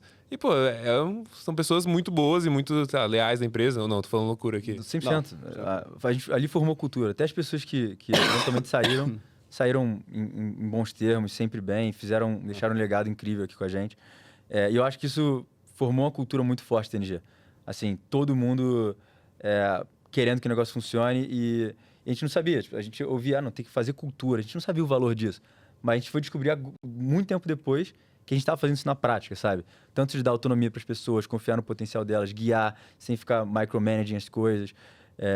A gente até já se ferrou até por isso algumas vezes, mas então a gente...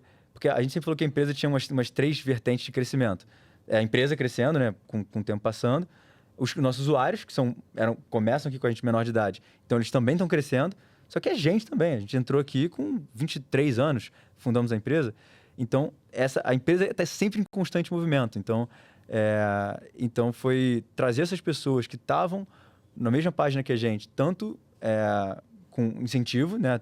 Entraram sempre com equity, né? Virado com SOP. SOP quer explicar pra galera aí, né? Enfim. Mano, SOP é Stock Options, né? Que é basicamente quando você não tem dinheiro pra pagar salário pro povo e você quer que eles fiquem comprados no upside, você dá meio que a ação da empresa pra, se a empresa der certo, e todo mundo ficar rico aí também, né? Então, isso aí. E, pô, e vocês davam desde o comecinho, já davam... Para as pessoas outstanding, sim. E vocês davam meio que no valuation lá que a Stone colocou a grana a princípio e depois meio que foi acompanhando, né? Que são um negócio que, pô, muita gente que quer fazer isso, mas às vezes não pegou investimento, não consegue precificar a empresa, né? Acho que uma das principais coisas, assim, de pegar investimento é que você tem um preço ali que talvez um preço meio virtual, né? Que não é o preço de verdade, mas vale. Uma coisa que eu acho interessante vocês fizeram também nessa jornada, eu tenho bastante essa pauta do tipo, pô, missionários versus mercenários, né? Então, tipo, no começo da empresa, muito da cultura, maneira que vocês têm é que não tinha nenhum mercenário, né? Ninguém tava lá pra ganhar dinheiro, imagina, né? Teve, mas rodou. Não durou muito. Pessoas, Todo mundo que entrou com a cabeça, tipo... Errada, tipo, a gente cortou muito rápido, assim. Isso foi uma coisa que a gente aprendeu rápido a fazer. Cortar rápido e não deixar contagiar o resto. E qual que é a cabeça certa na NG hoje?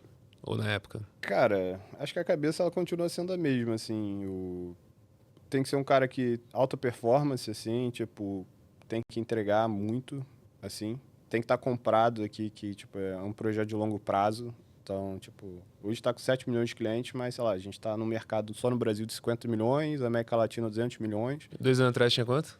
Putz, 2 anos atrás, 1 milhão, talvez. Então, porra. Então, assim, o cara tem que estar comprado no longo prazo e tem que estar feliz aqui em construir isso com a gente, aproveitando a trajetória e aprendendo e tipo, querendo cada vez mais, então.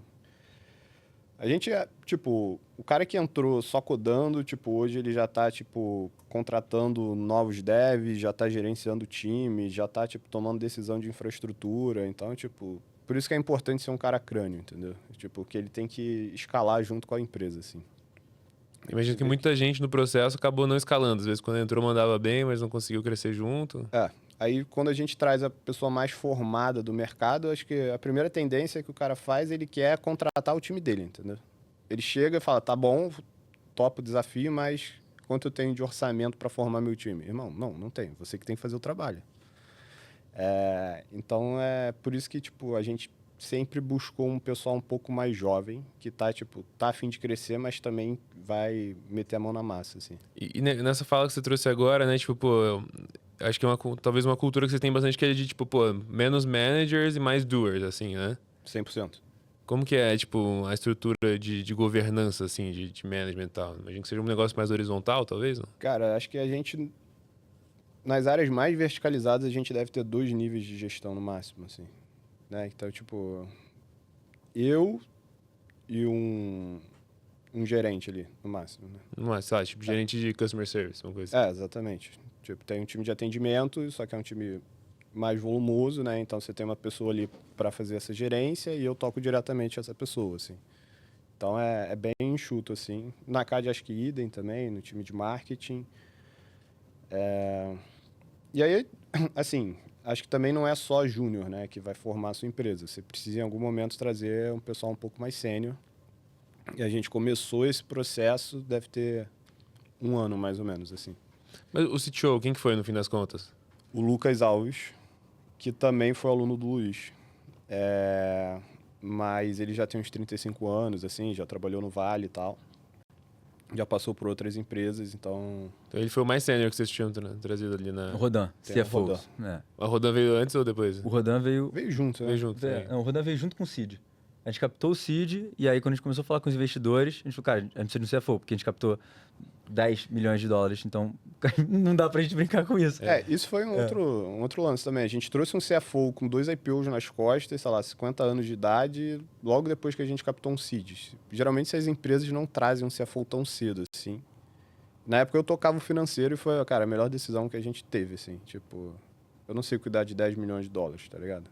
Tipo, traz um cara experiente pra organizar esse negócio e a gente sempre teve o financeiro desde então muito bem organizado, muito bem estruturado. Isso ajuda muito, tipo, a você, cara, trazer as próximas rodadas, ter um planejamento melhor sobre isso. Vai falar que o Rodan foi um aluno do Luiz também. Não. Aí não. Talvez amigos... Eles foram amigos de colégio, eu acho, Não, em Santo não. Inácio. Acho que não. É? Rodan é Santo Agostinho. Santo Agostinho. Mas foi o Luiz que trouxe também, não? Não. Esses foram os investidores, todo mundo recomendou o Rodan. Entendi. Foi, o Mário falou com o investidor X. Ele falou, cara, você precisa no CFO, esse cara aqui é foda. Cara, foram 4, 5 recomendações do mesmo cara. A gente falou, porra, que isso? Aí quando a gente conversou com ele, fit cultural infinito, além de um currículo impecável, aí ficou evidente que era ele. Então, Pô, por que ele quis trabalhar com você, assim, um cara mais velho, um banco de nova geração? cara, eu acho que ele fala que viu um brilho. Ele conversou com o Mário, né? Depois com todos nós. Eu acho que ele viu um brilho nos olhos do Mário e viu que tinha uma coisa diferente, assim. Eu acho que ele foi muito... Ele viu que tinha um mercado potencial gigantesco, né? E a gente tinha muita capacidade de distribuição e a nossa atração inicial realmente era bizarra. Então, obviamente, os resultados indicavam, bom, que era um negócio seguro. Mas acho que quando ele conversou com a gente, ele realmente sentiu que era um lugar que teria um fit, assim. E teria espaço para ele também construir desde o início, sabe? Não herdar merda antigona, sabe? Pô, deve ter sido mega diferente, assim, né? Porque ele provavelmente tinha um puta de um time embaixo dele ali e tal, e ele imagina que ele entrou e pra ele mesmo fazer, né? Ele tinha um estagiário, É. que era o garoto que tocava o financeiro antes dele, né?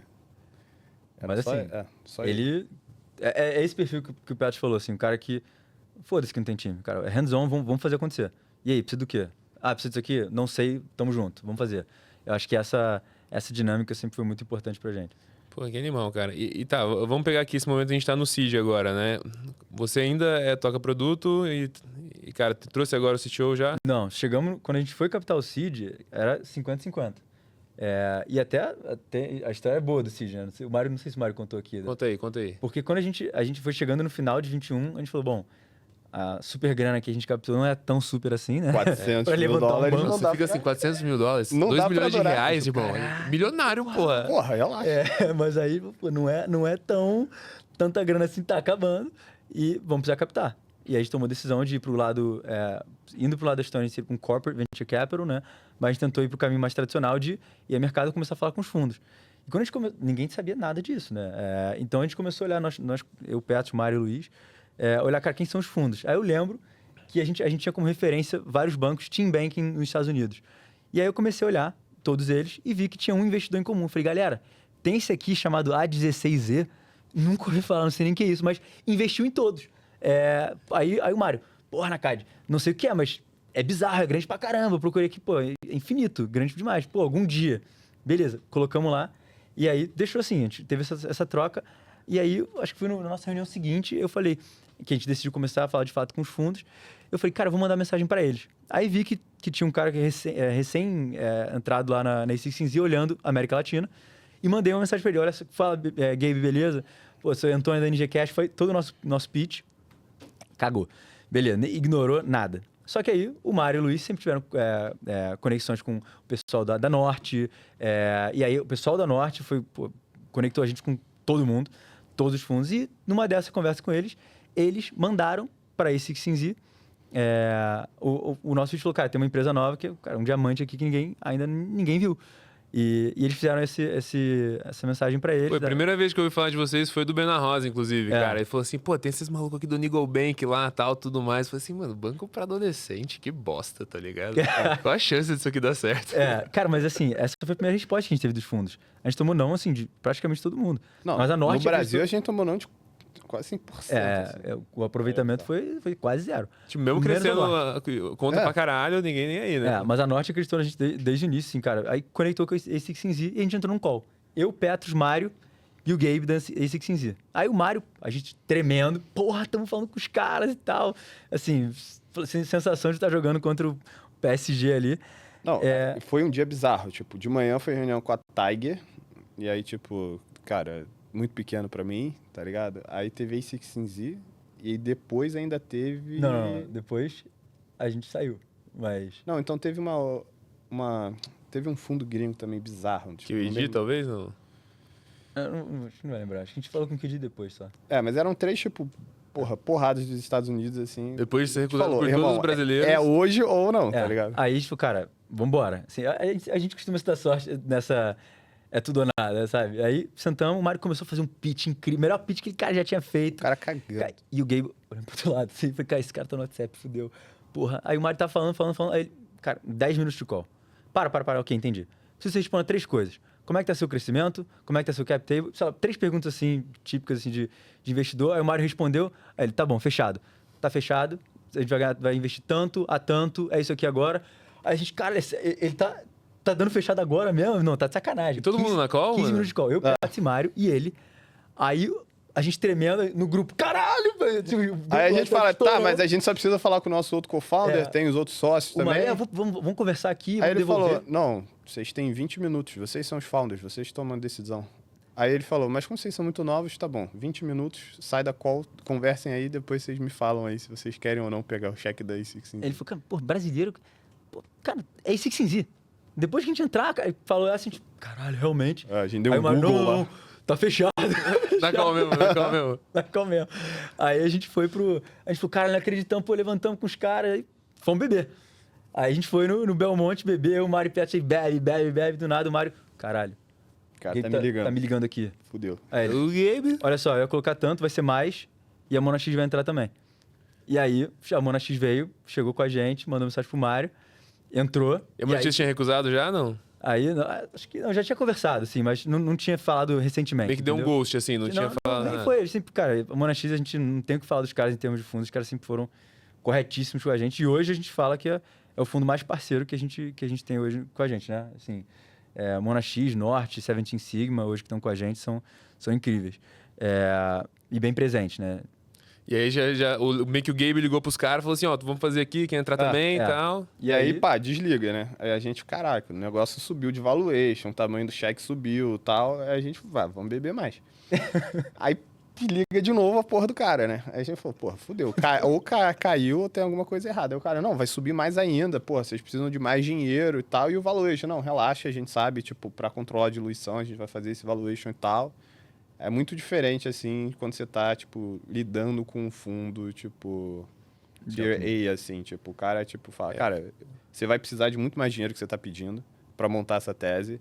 O teu valuation vai ter que crescer muito mais do que você pediu, senão você vai se diluir muito. Então, o cara meio que deu o caminho das pedras ali. O cara tá tipo assim, pô, já que eu vou investir, como é que eu faço dar certo, né? Exatamente. Então, tipo Não assim, como é pô, que eu fodo. Como que eu viro um tubarão aqui e tomo uma grande exato. parte do negócio. Mas o Gabe parceiro também, assim, a A16Z sempre teve com a gente uma posição bem de, quando a gente levanta uma dúvida, um questionamento, cara, por onde seguir, eles são claros e assertivos, assim, cara, esse aqui é o cenário, vai por aqui, sabe? Então foi o Gabe muito próximo do Mário, apoiando, enfim, sempre tá com a gente, então foi... Foi coisa de parceria primeiro ou boa. segundo investimento no Brasil, coisa assim, talvez não? Cara, hoje a Sim, não, A16Z, lógico ela que tem 5 investimentos no Brasil, públicos.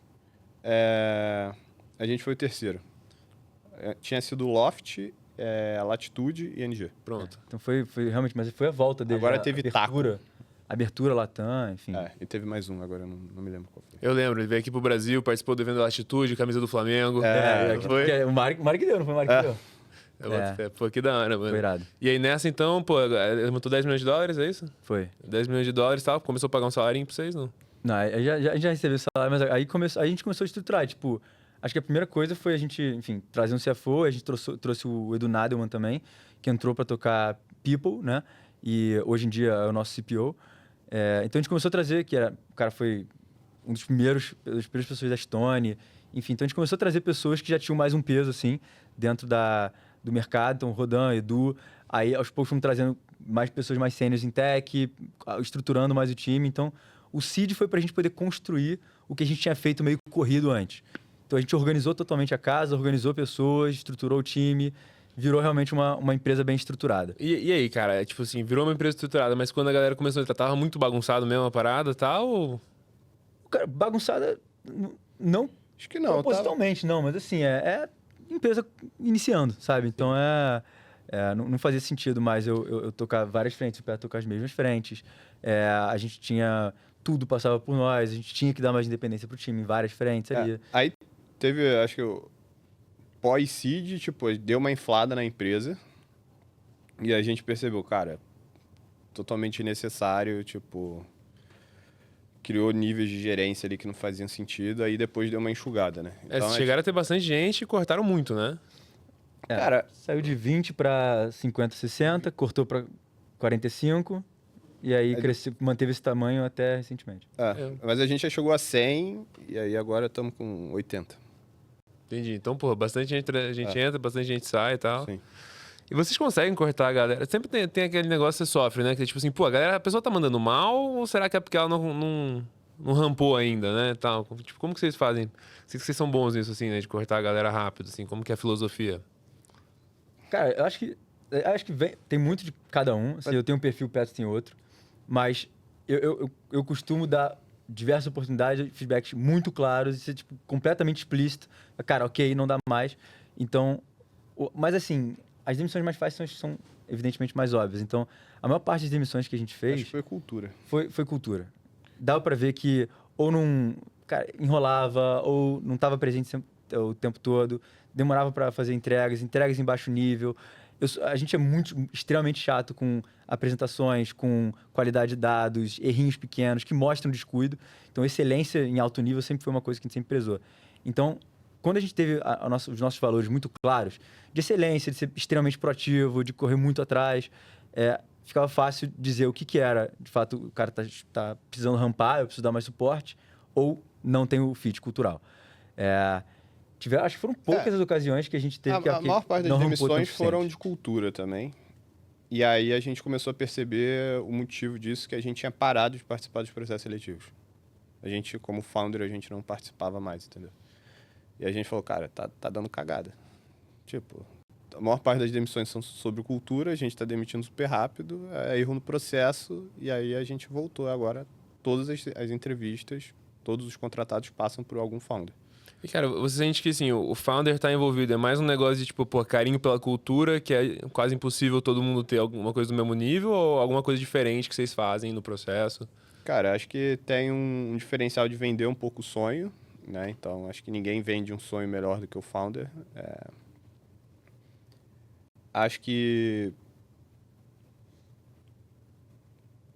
apesar de a gente ser muito novo ainda, a gente já entrevistou muita gente e tal, então, tipo, a profundidade da entrevista, a gente consegue, sei lá, eu consigo, tipo, te entrevistar e fazer perguntas que, tipo, outras pessoas vão achar indelicada, entendeu? De serem feitas. Mas eu faço, porque eu acho que é importante para a empresa. Então, eu coloco a empresa em primeiro lugar e faço as perguntas e vejo se você está confortável ou não em responder elas. E eu acho que vale trazer esse ponto que se for essa pergunta que vai quebrar a parada, é porque esse cara nem deveria ter trabalhado lá in the first place, né, mano? E aí... Dá um exemplo aí, vai. Fala uma pergunta bruta. Tipo, eu já começo a entrevista falando, cara, por que você tá falando com o NG Cash? Tipo, né? Tipo, e aí se o cara já, tipo, ainda mais agora, pós Series B, tipo, vai ter uma galera que, tipo, tá louca pra ganhar salário alto aqui, entendeu? Aí outra entrevista é, tipo, eu sempre pergunto, tipo, pego o LinkedIn da pessoa e falo, cara, por que você saiu da sua última empresa? Tipo, você foi demitido? Layoff? O que rolou? Ou quando ela sai de uma empresa pra outra, tipo, pô, você é tipo pipoquinha, né? Você fica 1 ano em cada empresa, né? Tipo, por quê? Você tá fazendo trampolim de salário, né? E aí aí você vê como é que a pessoa vai reagindo, assim, né? Desse tipo de pergunta. Pois é, irmão. Você já teve algum sucesso com pipoquinha? Pipoquinha, não. Eu fiz um post hoje aloprando pipoquinha no LinkedIn, mano. Eu sempre, pô, é o cara que tem um currículo lindo, né? Você fala assim, tipo, caralho, o cara trabalha em empresa e tal. Ele vai colecionando carimbinho, né? E aí no fim, cara, ele vai pipocar com você. É igual o maluco, né? Que começa sendo amante da mina, aí depois namora com ela, e aí ela vai e arruma tua amante, e ele fica assim, ah, não, ela tá me traindo. Irmão! Mas assim, esse perfil é uma coisa que não cola com a gente mesmo, é o perfil de conversinha, sabe? Fala, vem, isso aqui, pô, vou fazer isso, vou estar conectando os stakeholders, vou fazer os frameworks. Fica falando esses buzzwords. Eu, na hora, já mando mensagem pro Petros. Vai rodar em 2 semanas. Stakeholder cagou já. Esse aí não dá. Aí, cara, tem coisas que são muito evidentes de alguém que tá muito mais preso em falar bem sobre a coisa, em demonstrar bem o trabalho ao invés de fazer bem o trabalho. Essa distinção é muito clara para nós, como founders, a gente consegue decifrar isso um pouco mais rápido. E esse perfil é o perfil que não cola de jeito nenhum. Assim, todo mundo, que é palestrinha, de ficar falando, postar no Slack geral da empresa, lancei o produto. Cara, Faz mais e vende menos. não cola. Faz o seu, depois você entregar um produto foda, aí a gente dá o parabéns público aqui e tal. Mas esse perfil não cola. Vocês têm uma galera de produtos na empresa hoje? Temos. Tipo, quantas pessoas assim? Hoje é um CPO e 3 PMs. 3 PM. CPO também era aluno ou não? É o Edu Nada, ex-aluno do Luiz também. Que era da Estônia. Que era da Stone, o cara sensacional. Ele entrou pra tocar People e hoje toca produto. A gente fez essa mudança recentemente. A gente acabou de fazer um ajuste. Eu voltei a tocar People. Agora o Petros toca People, o Edu virou CPO e toca E Crédito. atendimento que eu sempre toquei, agora tá com o Nakad. Então agora todas as frentes que interagem com o cliente estão comigo. Entendi. O Marketing, Growth, Design, UX e CX estão comigo agora. Então a gente fez essa frente toda de cliente com CMO, consolidou RH com Petros e o Edu agora vai olhar exclusivamente produto e crédito. E Petros hoje, então, focado completamente em People e cultura, sei lá. Não, eu toco a parte de operações ainda, fraude e banking. Fraude e banking também. O que é banking? Cara, banking é basicamente... Cara, ninguém da empresa, tipo, tinha feito banco antes, né? Então, na época lá atrás, eu peguei para estudar esse negócio e, cara, relação com o Banco Central, relação com, projeto de Pix, IP, regulatório e tal. Então, tipo, eu que meio que toco em cabeça essas frentes, junto também com o pessoal do jurídico para dar todo o suporte ali. E aí, negociação comercial, tudo isso. E, cara, hoje tocando People assim, meio que, cara, você também faz o sourcing de tudo, meio que sei lá, se você quer contratar alguém pro time de marketing, você vai buscar a pessoa, você que busca, meio que todo mundo, como que vocês dividem isso? Então, tem uma semana que eu assumi People, né, de volta. Não sabe nada ainda, né? Não, Mas meio que você já assume People desde sempre também, né? Então, eu sempre meti a mão ali de algum jeito para tentar destravar, quando estava travado. A conclusão que a gente chegou foi... Talvez a maior contribuição agora minha como founder para a empresa seja, tipo, trazer pessoas melhores e fazer a manutenção da cultura e subir a barra, entendeu? E eu falei, cara, eu quero fazer esse negócio e acho que eu vou entregar valor. Porque agora, tipo, como founder, assim, a gente tem que sempre ficar se reinventando e achando, tipo, cara, qual é a alavanca que eu mexo aqui que vai botar a empresa em outro patamar, entendeu? E aí, tipo, a People, para mim, agora foi essa alavanca muito clara que eu deveria focar. Que foi muito nesse processo de tipo, velho, precisamos fazer com que a barra fique mais alta, que a cultura fique melhor ainda. Quanto mais cresce, mais difícil é manter isso, né? Se você não faz isso uma prioridade. Isso é perdendo contato, né? Tipo assim, a empresa vai crescendo, para de chegar na gente. Você para de olhar. E aí, a coisa que a gente mais tem desespero é da cultura aí se perdendo, assim. Isso é assim que a gente gera ineficiência operacional, gera uma redundância que não precisa, né? Completamente necessária. Enfim, então acho que foi um movimento para até deixar a gente mais seguro com o crescimento da empresa pós-Series B. Pô, eu tava indo no produto, queria perguntar um pouquinho mais, cara, que é tipo assim, hoje eu fiquei um pouquinho frustrado com o trabalho de produto em geral, assim, eu acho que muito lugar o produto ele é um cheerleader que não faz porra nenhuma, tá ligado? Ele não tá nem pensando como é que vai ser a solução direito, ele também não tá programando, tá ligado? Ele só tá, tipo, falando assim, não, stakeholders, alinhando, reunião aqui, reunião lá. E meio que não tem um full-time job pra, de fato, gerar valor, assim, então ele fica inventando problema pra vida e tudo mais. Eu queria que vocês contra-argumentassem, né? Já que vocês têm uma galera de... Cara, eu não vou contra-argumentar, não. Assim, quando eu tava assumindo de produto na GCast 2021, não sabia porra nenhuma. Eu comecei a conversar com infinitas pessoas de produto, tanto no Brasil quanto fora, para tentar buscar referência e tal. Cara, assim, o que eu cheguei na conclusão é que a cultura de produto no Brasil era inexistente. Era uma galera muito mais de, tipo, um atendimento ao cliente que migrou para, tipo, vou aqui gerir a expectativa dele com ele e fazer uma to-do list. E eu comecei a ver, cara, isso não é produto. Assim, quando você lê todos os livros, as referências que tornou essa cultura de produto lá do Vale para cá, cara, o que está transformado, o que você vê aqui nas empresas do Brasil, cara, uma merda, exatamente o que você falou. Assim, é alguém ali que está fazendo meio campo e com zero camada de inteligência, zero agregando ali no meio do campo. A gente teve alguns problemas com PMs nesse estilo que você falou na nossa história. Produto talvez seja a área mais delicada que a gente demorou e só acertou agora. Por que a gente só acertou agora? Muita clareza de objetivos da empresa, isso é muito importante também. Então tem uma meia-culpa da nossa parte que cara, quando a gente tem... Sem você dar uma clareza para produto, é difícil de navegar, porque você não é fundador, você não está vendo o macro, mas você precisa ter uma visão do todo para você poder guiar a empresa, né? Mas Cara, PMs técnicos foi o melhor caminho que a gente fez. Então, um dos nossos PMs saiu do nosso time de engenharia, estudou comigo em Boulder, veio para engenharia, se formou, entendeu todo o aplicativo e agora tá como PM. Um deles, cara, uma cultura foda, foi da Wildlife, foi consultoria, engenheiro.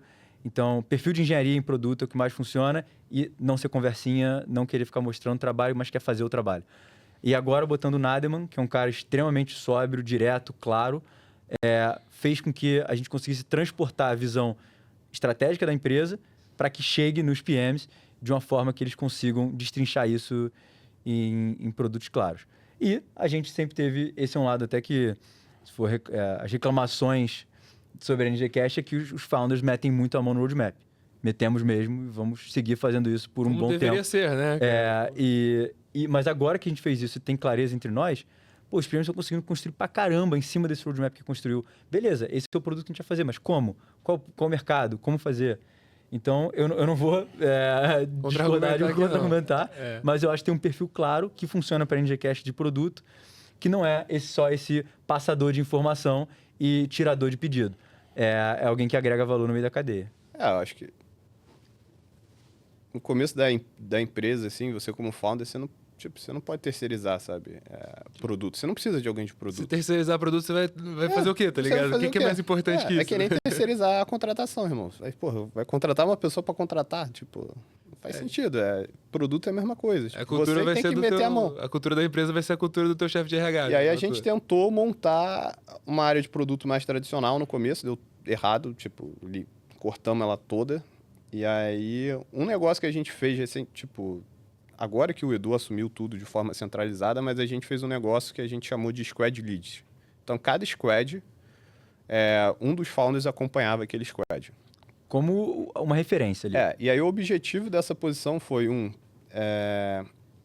a gente viu que tinha um gap no mercado de pessoas de produto. Ou o cara sabe muito de tecnologia, ou talvez saiba muito de negócio, mas ele nunca sabe muito das duas coisas. E aí a gente optou, cara, vamos contratar pessoas que conseguem conversar sobre tecnologia e a gente vai colar nessas pessoas e vamos ensinar sobre negócio para elas. E vamos ensinar um pouco da cultura, como é que esse cara tem que tomar decisão e como é que tem que ser... E aí a gente como facilitador ali também para o PM, né? Então, antes ele tinha que subir para o CPO aprovava isso entre C-levels. Não, tipo, agora você tem um founder ali, tipo, irmão, vai lá, pode fazer, eu dou o aval. E aí a gente ganhou muita velocidade.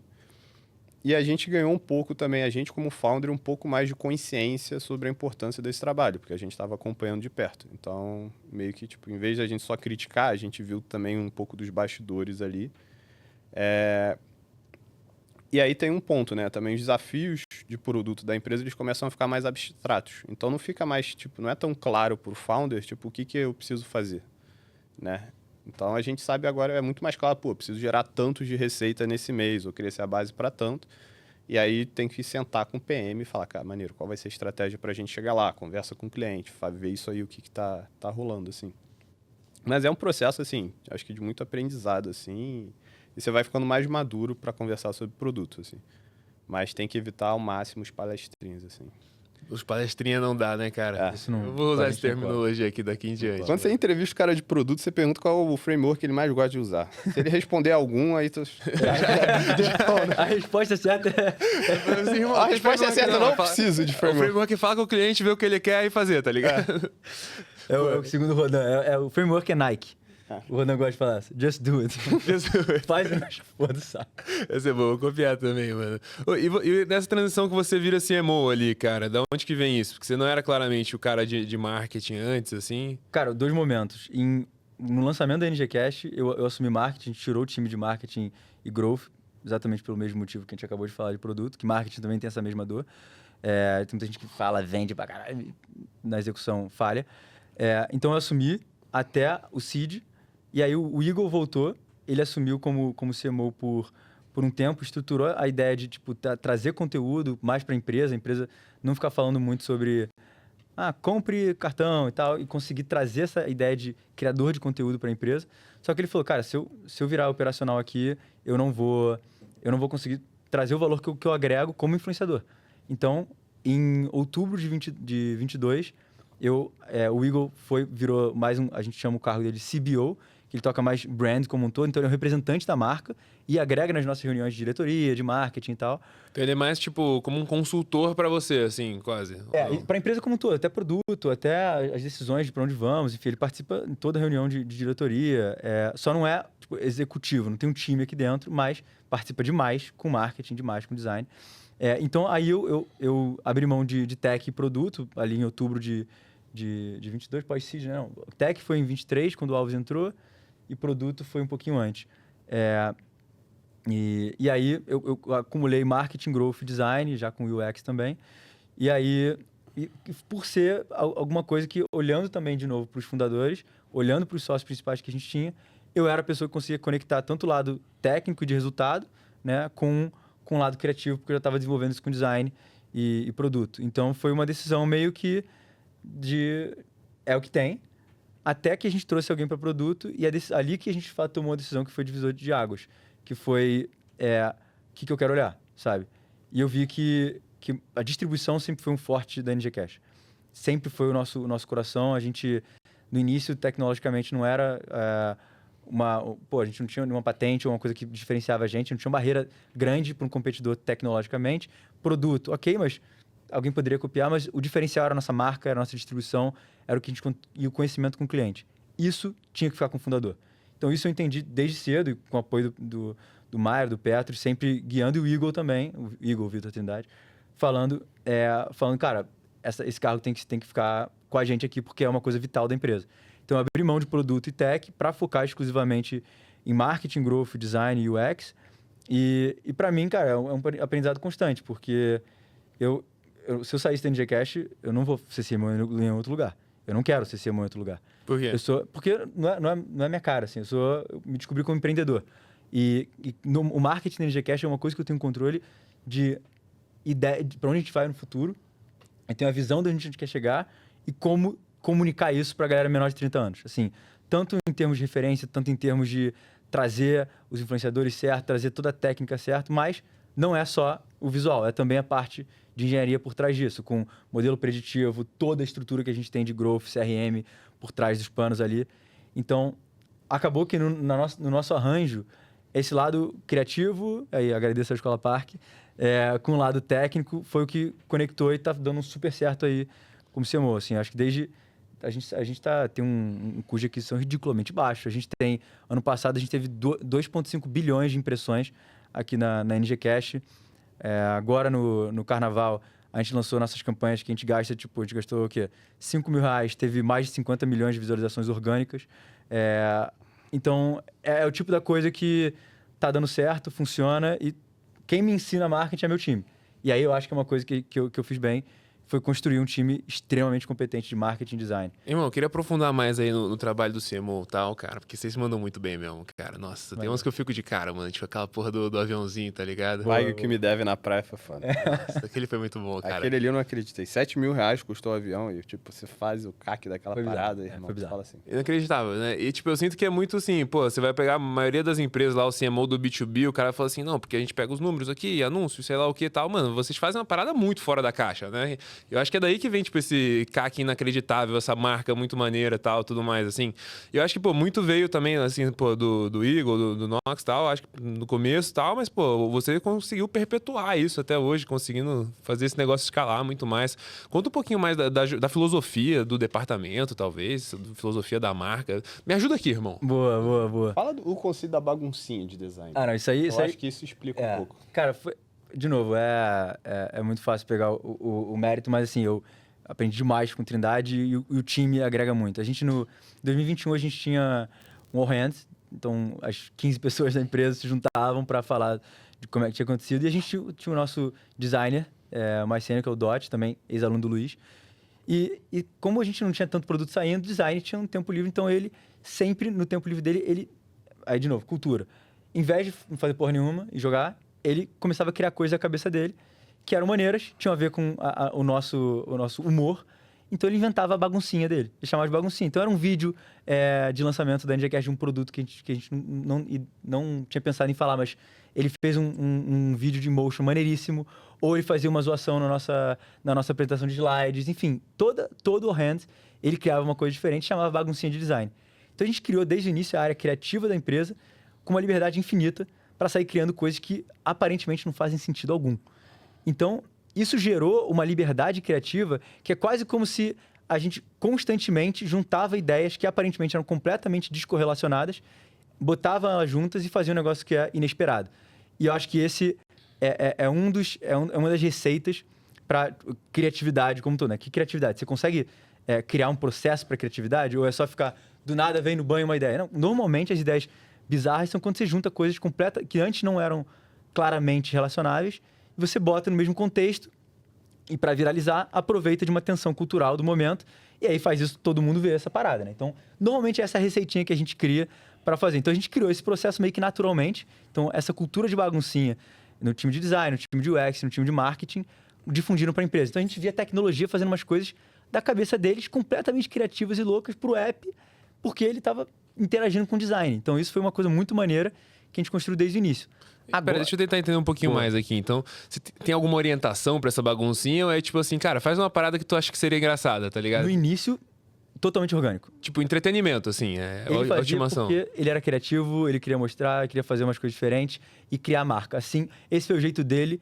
Ele podia ser um chato da marca, mas o que ele fazia? Ele fazia coisas muito maneiras, que todo mundo engajava, pra galera falar, tá, é assim que a marca se porta. Então, foi um jeito genial do nosso head de design para trazer essa cultura para a empresa.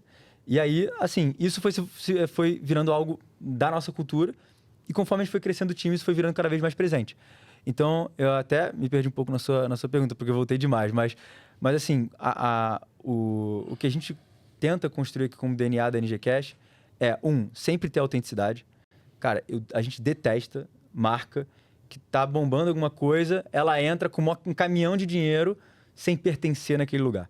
Então, autenticidade tem a ver com pertencimento. Não dá para a NG Cash querer chegar no campeonato mais foda de skate com um caminhão de dinheiro e querer comunicar com essa audiência. Então, se eu entendo o meu cliente, eu sei onde ele está e eu consigo entrar naquele cenário, primeiro ajudando, pedindo licença e depois a gente naturalmente cresce nele. Isso aconteceu com a NG Cash no skate, aconteceu com a NG Cash na batalha de rima e está acontecendo em diversas outras frentes. Games, naturalmente. Pô, irmão, o que eu mais curti também, são meus dois preferidos da NG Cash, mano, é do presidente lá. Boca Do 09. Boca, mano. Nossa, mano. De onde que vem essa porra, cara? Cara, e esse aí foi bizarro, né? Porque era um momento ali, sei lá, eleições mais polarizadas que o Brasil já teve e a gente falou, cara, vamos lançar e com o moleque, tipo, super polêmico, puta alcance, e a gente falou.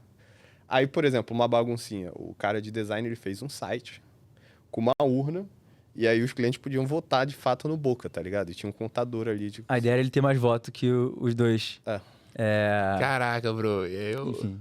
Não, pra quem não tá ligado, o Boca ele é um que viralizou no Podpah lá, falando um monte de loucura e tal, tudo mais. Aí eles pegaram, cara, meteram ele chegando de helicóptero, assim. Aí ele falou que ia meter era o Vale Régua, não era? Bolsa Régua. Bolsa Régua, né? Pra você Bolsa deixar o cabelo sempre na régua. Cara, e, tipo, de onde aparece isso, assim? Tipo, tem algum... Fala pra alguém, fala assim, tipo, cara, vamos pensar numa campanha maluca aqui pra gente falar, aproveitar esse momento. Tem umas reuniões periódicas falando de coisas que estão no hype. Esse especificamente do Boca foi o primeiro mês como CMO. Foi literalmente o primeiro mês. Foi outubro de 22. Cara, então, de novo, essa receitinha que eu falei também era presente nisso. Tensão cultural absurda, extremamente polarizada a eleição, então tinha uma coisa ali borbulhando, que a sociedade falando sobre isso. Em paralelo, a gente sempre pega personalidades que tem a ver com o momento. Então, o Boca tinha acabado de viralizar falando o que ele faria se ele fosse presidente. Então, a gente acompanha essas tendências. Então, as nossas reuniões são o que está bombando, quais são as tendências, tem alguma tensão cultural no momento, aonde estão as oportunidades, então meio que esse mapeamento. Quando você fala gente, quem que é? É uma pessoa que ela tá Nesse acompanhando, caso, é todo mundo? Foi o Eagle, o Neox, eles estavam bem presentes nessa. Eu e o nosso time de marketing, mas essa ideia foi muito levada pelo Eagle e pelo Neox, porque eles tinham essa ideia. E o que eles falam? Cara, esse moleque tá viralizando, a gente tem que fazer alguma coisa. Aí a gente, vamos trazer essa temática de presidente? Aí eles, entendeu? Então, Entendi. é meio que tem reuniões de brainstorming, estrutura. Tipo assim, eles por serem assim, creators, eles estão muito, tipo, ligados no que tá rolando, o que tá porrando, pra Exato. eles mesmos pensarem no que eles podem fazer pro canal, pra Exatamente, marca deles. exatamente. E, pô, imagina que tem uma galera no time que também talvez tenha uma orientação parecida. Que foi desenvolvido, assim. Então, essa cultura que eles trouxeram também, e de fato é algo que foi herdado deles dois, o time inteiro hoje já tem essa noção, já está inserido. Não precisa ser não é um esforço tão grande para a gente e descobrir qual é a próxima porrada. Já está inserido, então a gente já tem meio que quase sabe onde estão os botões pra gente poder ligar quando a gente quiser acelerar. Então, o Boca foi isso. Tensão cultural, uma personalidade porrando e algum aspecto da NG Cash que a gente queria colocar. Naquela época, a gente não queria colocar o produto, a gente queria ser mais... A NG Cash viabiliza esse sonho, viabiliza esse tipo de coisa. Então, foi uma ação 100% mais de conheçam a NG Cash aí. E, cara, Coringa reagiu, teve... O vídeo dele explodiu, o nosso vídeo explodiu. Orgânico, cara, os cortes orgânicos no TikTok foram absurdos em cima disso. E a mesma receita foi replicada agora com o Chinelo Pay, né? No carnaval, a gente trouxe um influenciador nosso também, que porrada, o Bernardo Lamarca, para ele sair nos blocos do Rio de Janeiro pagando com chinelo. A gente botou um cartão dentro do chinelo e falou que a NGCast estava lançando o Chinelo Pay. Ninguém rouba um Havaianas. Todo mundo tem, sabe? Todo mundo usa. Então, qual é a coisa menos roubável de um carnaval? Seu chinelo. Então, vamos pagar com chinelo. Então, ele saiu pelos blocos do carnaval pagando com chinelo. Aproximava o chinelo e pagava mesmo. Viralizou. Cortes, enfim. Então, tensão cultural do carnaval, todo mundo falando disso, todo mundo interessado e tal. Influenciador que comunica com esse público, com essa relação e um produto, uma mensagem muito clara. Então, é mais ou menos essa receita que a gente constrói, sempre. Olhando um pouco de fora, assim, acho que adicionando alguns pontos. A gente nunca fez marketing, tipo, pensando em fazer marketing do banco, entendeu? Então, o marketing da NG sempre foi, tipo, cara... NG não é um banco, não é uma instituição, é tipo, sei lá, é muito mais parecido com uma Red Bull do que, sei lá, um ecossistema de conteúdo, sei lá. A gente não sabe definir ainda direito o que é, mas nunca é, tipo, um marketing de um banco, assim. Nunca é tipo, pô, 130% do CDI, tá ligado? Nunca vai ser isso. Outra coisa que é, tipo, o Nakad sempre foi um cara muito chato e muito guardião, assim, da marca e do jeito de fazer marketing. Então, tipo, cara, se não tá no jeito da NG, se não tá, tipo, do jeito que a gente curte, tipo, não vamos fazer. Então, é tipo... Marca você vai construindo, tipo, no longo prazo, né? Então, você tem que, tipo... Qualquer desvio ali, pequeno, tipo, tá muito parecido com o Nubank, não vamos fazer. Dá um exemplo aí de alguma coisa, talvez, que você vetou. Tá, vamos lá. Eu veto diariamente. Um clássico, a gente sempre briga, né? Porque, tipo, vamos fazer uma parceria com a Shopee. Não. A marca da Shopee é horrível. Não vou fazer parceria com a Shopee. Eu falei, porra, mas caralho, caminhão de dinheiro, uma porrada de cupom, o cliente usa, caralho. A maior parte do gasto do cliente tá na Shopee. Tá, não vou postar Shopee no meu Instagram. A galera da NG usa muito Shopee, assim, os clientes. Caralho. Shopee, muito. O uso do nosso usuário é muito comum. Então, eu sou muito chato com marca, com conexão, porque é que nem assim, digamos, NGCast se conecta com um time de futebol grande. Vira o banco do Flamengo, o banco do Corinthians. Eu não quero jamais associar a nossa marca com alguém que é muito maior, então vai tomar narrativa. Então, ou a gente controla a narrativa e conecta com alguém que vai ter algum impacto com a gente, ou eu não controlo a narrativa, estou um pouco mais passivo nessa relação, mas com alguém que está muito alinhado comigo. Mas é muito difícil estar alinhado, principalmente aqui. Alguém tá mais alinhado que o Flamengo, irmão? Mengão tem meu coração, então algum dia vai sair. Talvez você dê uma fraquejada, mas algum dia. Quando a marca da NG for comparável, aí talvez dá pra fazer, né? E a outra parada que a gente botou, a gente escreveu lá que um dos nossos valores, pilares de cultura é valorizar a arte, e valorizar, tipo, a criatividade, tudo isso, entendeu? Então, tipo, o time, mesmo fora do marketing, do design, tipo, a empresa inteira valoriza esse jeito da NG de fazer marketing. Então, acho que isso dá um combustível a mais para eles pensarem fora da caixa. Assim. E qual que é a mensagem, sei lá, meio fundamental da marca, assim? Se alguém fosse dizer, sei lá, qual que é a essência da marca? Talvez um cliente fosse dizer, assim, onde que vocês miram, mais ou menos? Cara, eu acho que a gente sempre mira em atingir sonho. Eu acho que é isso, atingir o sonho. Porque a gente tem várias outras... A gente nunca falou isso. Isso não é uma mensagem nossa, não é uma coisa que a gente vende, mas... Qual é a história dos fundadores? Mário, Igor, Neox, cara, 14 anos, abriram um canal no YouTube. Ninguém acreditava nos moleques. Virou um canal, os maiores canais do Brasil, do YouTube, são gigantescos, criaram um banco. Quando a gente foi abrir, bom, eu, na minha carreira, constantemente, pô, tu é muito moleque, tu não vai fazer, não vai conseguir e tal. Petros, ouviu zilhões de vezes a mesma coisa. Quando a gente abriu um banco, pô, vocês são moleques, como é que esses moleques vão abrir um banco, criar um banco? Sempre foi isso. A NGCast está com o usuário desde os 13 anos de idade. O que a gente constrói é um ambiente seguro para ele aprender e poder movimentar dinheiro sem medo de ficar endividado, sem medo de perder grana, sem medo de um ambiente seguro, trazendo educação financeira e de uma forma que daqui a 10 anos ele vai ter um pouquinho mais de estrutura para ele ser um pouquinho mais inteligente do que os pais deles e poder tomar decisões melhores financeiras. Quando você toma decisões melhores financeiras, você consegue atingir seus sonhos. eu acho que o lado da NGCast, sim, a gente nunca escreveu isso, não sei se você tá de acordo, mas eu acho que a mensagem por trás da NG é isso. Aspiracional com batalha de rima. Cara, a galera que a gente apoia de rima, porra, tá querendo fazer o corre dele, lançando o álbum, a galera do skate, a nova geração da galera do skate. Em tudo que a gente entra em alguém que tá começando, que tem um puta potencial e vamos ajudar a chegar lá. Então, eu acho que essa é a mensagem da marca, assim, se eu fosse resumir. O que fala tu, Petros? Concordo, acho que vem um pouco dos Nigels, né? Eles tinham aquele lema lá de ser outro nível sempre, né? Então, acho que um pouco da NG é botar os clientes, assim, no próximo patamar, assim. Eu acho que é assim que a gente transforma o Brasil, né? Se essa geração for um pouco mais inteligente do que a anterior, a gente vai toda vez evoluindo, assim. Os garotos fizeram isso, né? Tipo, quando eles foram para os Estados Unidos morar lá, eles mostravam muito como é que era a vida americana, né? Vários clientes e fãs dos Nigels, até hoje, tipo, sonham em um dia ir para os Estados Unidos, entendeu? Por causa dos garotos. E a NG vem um pouco desse, tipo, a gente pode viabilizar isso daqui a pouco, entendeu? Pô, que maneiro, cara. E isso você sente que também, tipo, pô, no produto, como você falou, já é um negócio que se perpetua muito e tudo mais. Quando vocês falam de educação financeira, acho que não tem como não falar de bet, assim. Imagino que a galera deve estar botando um monte de grana em bet, tigrinho e tal, tudo mais. Vocês fazem alguma coisa pra apoiar eles, pra não queimar o dinheiro suave deles? Então, toda vez que algum cliente ele vai transferir para algum CNPJ, né? E aí, clientes maiores de idade, né? Algum CNPJ que, enfim, é alguma bet autorizada, a gente pop-up lá, tipo, você está transferindo para uma casa de aposta, tipo, você quer realmente fazer isso, tem outras opções de investimento e tal. Guarda seu dinheiro. Guarda seu dinheiro. E para menores de idade, enfim, todas as bets são bloqueadas, né? E saiu uma regulação recente do Banco Central também sobre as bets não autorizadas, né? Então, as instituições, enfim, todo mundo que participa do arranjo de pagamentos hoje precisa detectar atividades relacionadas a apostas que não sejam com casas de apostas reguladas, e aí você tem que denunciar isso e bloquear essas casas de aposta.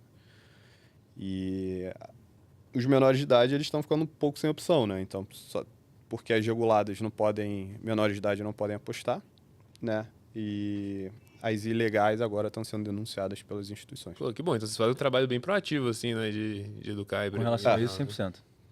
Pô, que maneiro, cara. Mas voltando pra marca, que eu gosto muito desse assunto aqui, velho. Então, vocês, tipo, imagina, sei lá, vocês fizeram lá um campeonato de skate, um campeonato de rima, que é um negócio que muitas vezes não teria, por si só, uma repercussão tão grande, uma audiência tão grande, assim. Vocês fazem alguma coisa pra maximizar a audiência das coisas que vocês investem em geral e tal? Como... A maior parte das ações que a gente gasta, na maior parte do nosso tempo, são que acho que a gente acredita que são extremamente escaláveis. Quando a gente entra em batalha de rima, skate e eventos, é sempre com a perspectiva de construir relacionamento para a gente tanto impulsionar com o crescimento do evento quanto o crescimento das pessoas que estão com a gente. Então, eu adoro usar o exemplo da batalha de rima, que é a Batalha do Cálice, que é aqui em Guarulhos. O Yuri, que é o nosso do time de marketing, que toca toda a parte de eventos e embaixadores, ele, naturalmente, a gente foi entrar num campeonato de skate, tinha rima também, ele se aproximou do Azek e do Ike, que são dois... eles são os donos da batalha de rima e também competem rimando, né? A maior referência é a Batalha da Aldeia, vocês conhecem, enfim, acho que a galera conhece mais. E aí eles convidaram a gente para ir no patrocinar um evento, que antes era pequeno, só em Guarulhos. Aí, pô, gostamos do evento, legal, todo mundo aqui, a nossa audiência. A gente foi entrando aos pouquinhos. Agora a Batalha do Cálice está competindo com a Aldeia, tendo transmissão gigantesca. Os dois, o Azek está lançando o álbum, ganhando um barulho gigantesco. Então, o que a gente fez? A gente apoiou no início, que não era escalável, se tornou escalável quando a NGCast chegou junto. Então, a gente tem também uma força de marca e também grana para a gente poder fortalecer esses caminhos. Então, a gente sempre se apoia nas redes sociais e conteúdo para tornar essa coisa escalável. Então, a gente sempre leva equipe de conteúdo, ativações locais, patrocina também com vídeo, né? Então, coisas pequenas acabam tendo um pouquinho mais de visibilidade, mas a visão de eventos e de embaixadores é sempre longo prazo. É uma vibe que hoje, se você olha Red Bull, tem aquele evento de corrida maluca de carro, ou aquele negócio que meio que as pessoas constroem meio que uns planadores para pular na água. Isso é uma coisa que foi construída ao longo de décadas, né? Então, como você constrói essa cultura de embaixadores, essa cultura de evento que fortalece a marca? A nossa taxa de conversão de pessoas que tem contato com a marca no evento é muito maior do que alguém que vê um influenciador aleatório falando sobre a gente.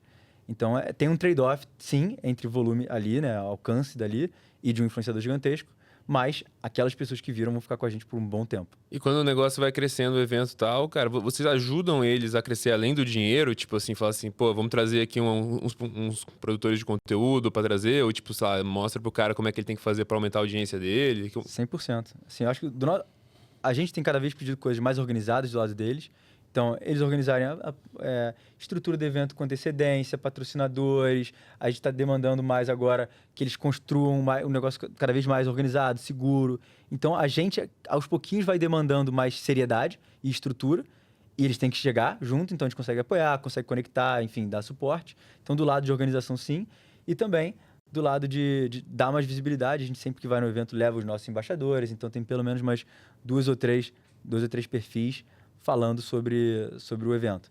Então, agrega tanto o lado de visibilidade quanto o lado de organização também, para não ser algo fogo de palha, né? Vocês falam tipo, pô, cara, a gente bota grana, a gente até bota um pouco mais, mas, pô, vocês precisam ter uma parada estruturada de produção de conteúdo aqui, tem que botar os cameramen, tem que fazer, sei lá, live, sei lá o quê. Ou até a gente chega com isso.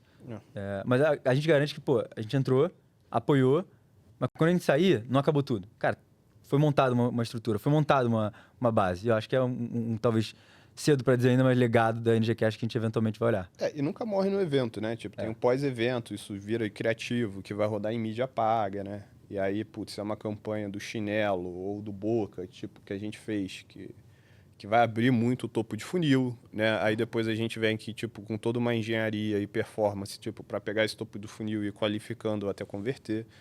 Então, aí, tipo, putz, aí entra um criativo de batalha de rima e tal, e, tipo, aí você vai botando cada criativo em cada etapa do funil ali e vai convertendo a galera. Então, tem um racional por trás também, não é só, tipo, não é só branding, né?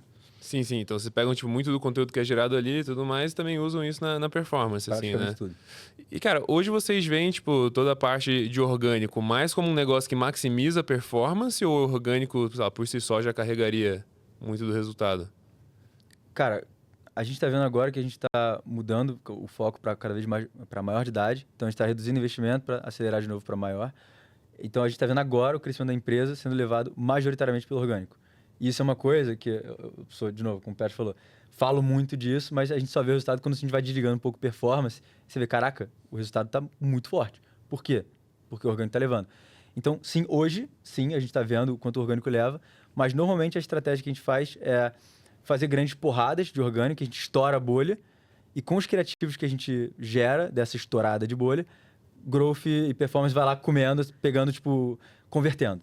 Então, a gente faz sempre de forma cíclica. Às vezes, pode ser de 3 em 3 meses, ou pode ser questões de semanas, mas a gente sempre faz essa dinâmica de expansão, estourada de bolha, conversão logo após isso, porque as pessoas já estão mais familiarizadas, né? Então, por exemplo, Boca de 09, a gente explodiu pra caramba a bolha, gerei vários criativos, eu fiquei por meses atingindo essas pessoas, de novo, só que com um viés agora de conversão, e não mais de conhecimento de NGCast. Então, eu consigo manter um CAC ridiculamente baixo por, às vezes, meses depois disso, porque eu tive um orgânico muito forte que fez esse barulho, e a galera conheceu o NGCast. Agora está sendo mais recorrente, porque a gente, enfim, está crescendo mais rápido, e precisando de mais gente, enfim. Então, a gente está cada vez mais fazendo essas porradas. Então, é mais ou menos essa dinâmica que a gente cria. O orgânico é sempre o coração aqui nosso. E, cara, na performance ali, né? Vocês... Sei lá, imagino que muito seja, cara... Vamos produzir criativo num volume bizarro, né? Ou não? Sim, mas não tão bizarro nível, tipo... AI, 50 por dia, vambora. Não, tipo, criativos bons, de qualidade, mas num volume muito grande, assim. Tem um volume bom, assim. Acho que tem outras marcas que fazem uma coisa muito maior que a nossa. Então, acho que se a gente for comparar com outros, não é tão grande assim, mas é um volume considerável. Assim. E todos com muita qualidade, eu imagino, né? Todos prezando tudo muito passa pelo nosso time de design e marketing, nada, e vetam, se foi vetado por um deles, não roda. E a métrica principal de performance é a abertura de conta? Ou... A abertura de conta é um passo para isso. A gente olha sempre o usuário que entrou e fez um Pix. Entendi. Não Hoje, só abrir, mas tem que usar mesmo. Exatamente, tal. usou, ficou ativo. Porque tem uma barreira também de entendimento, porque a gente está falando com um público que é o primeiro banco dele. Então, a gente tem que garantir que nossos criativos estão chamando a atenção, mas também estão, de certa forma, educando a ponto de criar uma chave Pix, entender como é que funciona e tal. E aí, cara, tipo assim, pô, fez lá vários criativos do Boca lá e, cara, você meio que deixa rodando até ele começar a performar mal ou, sei lá, você meio que... Cara, o nosso time de performance fica muito próximo disso. Então, é todo dia ajustes pequenos, ajustes finos aqui e ali, mas deixa rodando até o contrato com ele parar, a gente não poder mais rodar ou perder a performance. Pô, maneiro. E, cara, quando você vai olhar um pouco de budget, assim, né? Tipo, se for contar o salário da galera do time e tal, versus o tanto que vocês gastam em mídia, assim, como que é essa distribuição? Cara, a gente compara... O nosso time é bem enxuto. Então, essa comparação é bem desproporcional. Assim, mas a gente escolheu ter pessoas de muita alta qualidade e poucas pessoas, né? Não escalar. Assim, se o investidor vai olhar, ele vai falar, por que o time de marketing tem 70% da empresa? Não vão querer um time de marketing gigantesco. Eles querem um time de produto e tech gigantesco. Aí, maneiro. Marketing não. Então, vamos trazer pessoas excelentes e que vão dar conta do recado. E o nosso budget é sempre ligado com o business plan de quantos usuários a gente quer ter. Então, e eu calculo, sempre levando em consideração o que é necessário para performance, que é o garantido de bater a meta, e o orgânico fica regulado com isso. Então, o CAC começa a encarecer, eu diminuo performance e aumento orgânico. Aí, quando eu consigo reduzir o CAC com esses criativos e com essa nova audiência, eu volto para a performance ter uma share. E influenciador, assim, você falou bastante desse negócio dos representantes da marca, tal, tudo mais. Como que vocês fazem isso? São muitos? São poucos? A gente usa vários ao longo dos meses, só que estão fechados com a gente mais constantemente são 5 ou 6. Então, são 3 embaixadores e 3 influenciadores que têm contrato com a gente de 3 a 6 meses, e outro a gente puxa pontualmente. Então, no mês, a gente deve usar 10 pessoas diferentes falando sobre a nossa marca, em média. Então, é mais ou menos assim que a gente usa. Em meses de lançamento de produto, a gente acelera mais isso, né? Fica uma coisa mais forte. Mas a ideia, a maior parte das vezes, a gente gosta de pegar alguém que tem muito a ver com a mensagem que a gente quer passar. Então, tipo, alguém alinhado, só que médio crescendo, sabe? Com mais... mais potencial do que já realizado, entendeu? Potencial por vir do que potencial já realizado. É o que mais dá certo. E cara, o que faz vocês quererem que essa pessoa seja um embaixador, sabe? Tipo, meio que o objetivo do influenciador é, tipo, você testar vários para você eventualmente achar um que pode ser embaixador. Quanto mais embaixador bom, melhor? Ou não é bem assim? Depende, assim. O embaixador, a gente tem que falar alguém que está completamente alinhado com a nossa marca e também com a cultura da empresa. Todos os embaixadores hoje são, cara, excelência em alto nível, proativos, cara, tem ambição de, cara, correr atrás deles, fazer mais coisas, assim. Eu falo isso do Azek, que tá lançando o álbum dele, a batalha dele só cresce, só expande, enfim. E tem um carinho pela marca gigantesco, como se ele fosse fundador aqui, cara, ele tem um carinho absurdo. Mesma coisa, então ele é o nosso embaixador de rima. Tem um embaixador que é modelo e professor e atleta de basquete, que é o Walter. Mesma coisa, cara, cabeça empreendedora, corre atrás. Então, embaixador tem essa pegada de alguém que eu confio plenamente em deixar a marca com ele e sair andando por aí e fazer. Do lado de influenciadores, são pessoas que vão ter um potencial de alcance até maior, mas alinhamento com a marca grande. Então, a gente faz isso. Influenciador mais curto prazo e embaixador é alguém que a gente fala, cara, isso aqui vamos carregar bastante tempo com a gente. E o embaixador é influenciador também, geralmente? É criador de conteúdo. Sempre tem um perfil online, sim. Entendi, mas ele não é necessariamente a pessoa que mais tem visualização, alguém que é muito grande. Tá longe. E a gente trabalha para que seja isso. E o embaixador, o que ele faz? Qual que é o entregável dele, assim, em geral? A gente tem... O contrato compõe, assim, 5 vídeos por mês, aí prospecção de eventos que ele não participa, criação de eventos dele e participação da NGCast nos eventos, enfim, levar a marca em todas as premiações que ele vai. Enfim, então é um pacote de entregáveis de conteúdo online, pacote de prospecção, então ir atrás de oportunidades para a nossa marca e também desenvolver oportunidades ele mesmo para a gente estar junto. E em geral nos influenciadores, vocês tentam pegar uns caras maiores, uns caras que têm uma essência parecida, mas meio foda-se o tanto de seguidores, tipo, o que vocês buscam, assim? Varia bastante. No Carnaval a gente fez com o Defante e com vários, assim, mas os que mais chamaram a atenção foi o Defante e o Lamarca. O Lamarca é do Rio de Janeiro, até assim, amigo muito do nosso ciclo ali, só que acabou sendo um cara com um potencial criativo absurdo. E a gente começou com ele, quando ele estava crescendo, agora ele acho que está bem grande, assim. Então, não um grande nível Defante, assim, mas tá crescendo rápido pra caramba, e o conteúdo deles explode, enfim. Então, o que eu mais gosto de fazer parceria é essa galera que tá com sangue nos olhos para crescer e vontade, e valoriza muito que a gente já quer chegar junto. Ele é um desses caras, a gente tem várias outras pessoas também. Agora a gente tem a Bia Del também, que faz vídeo com a gente.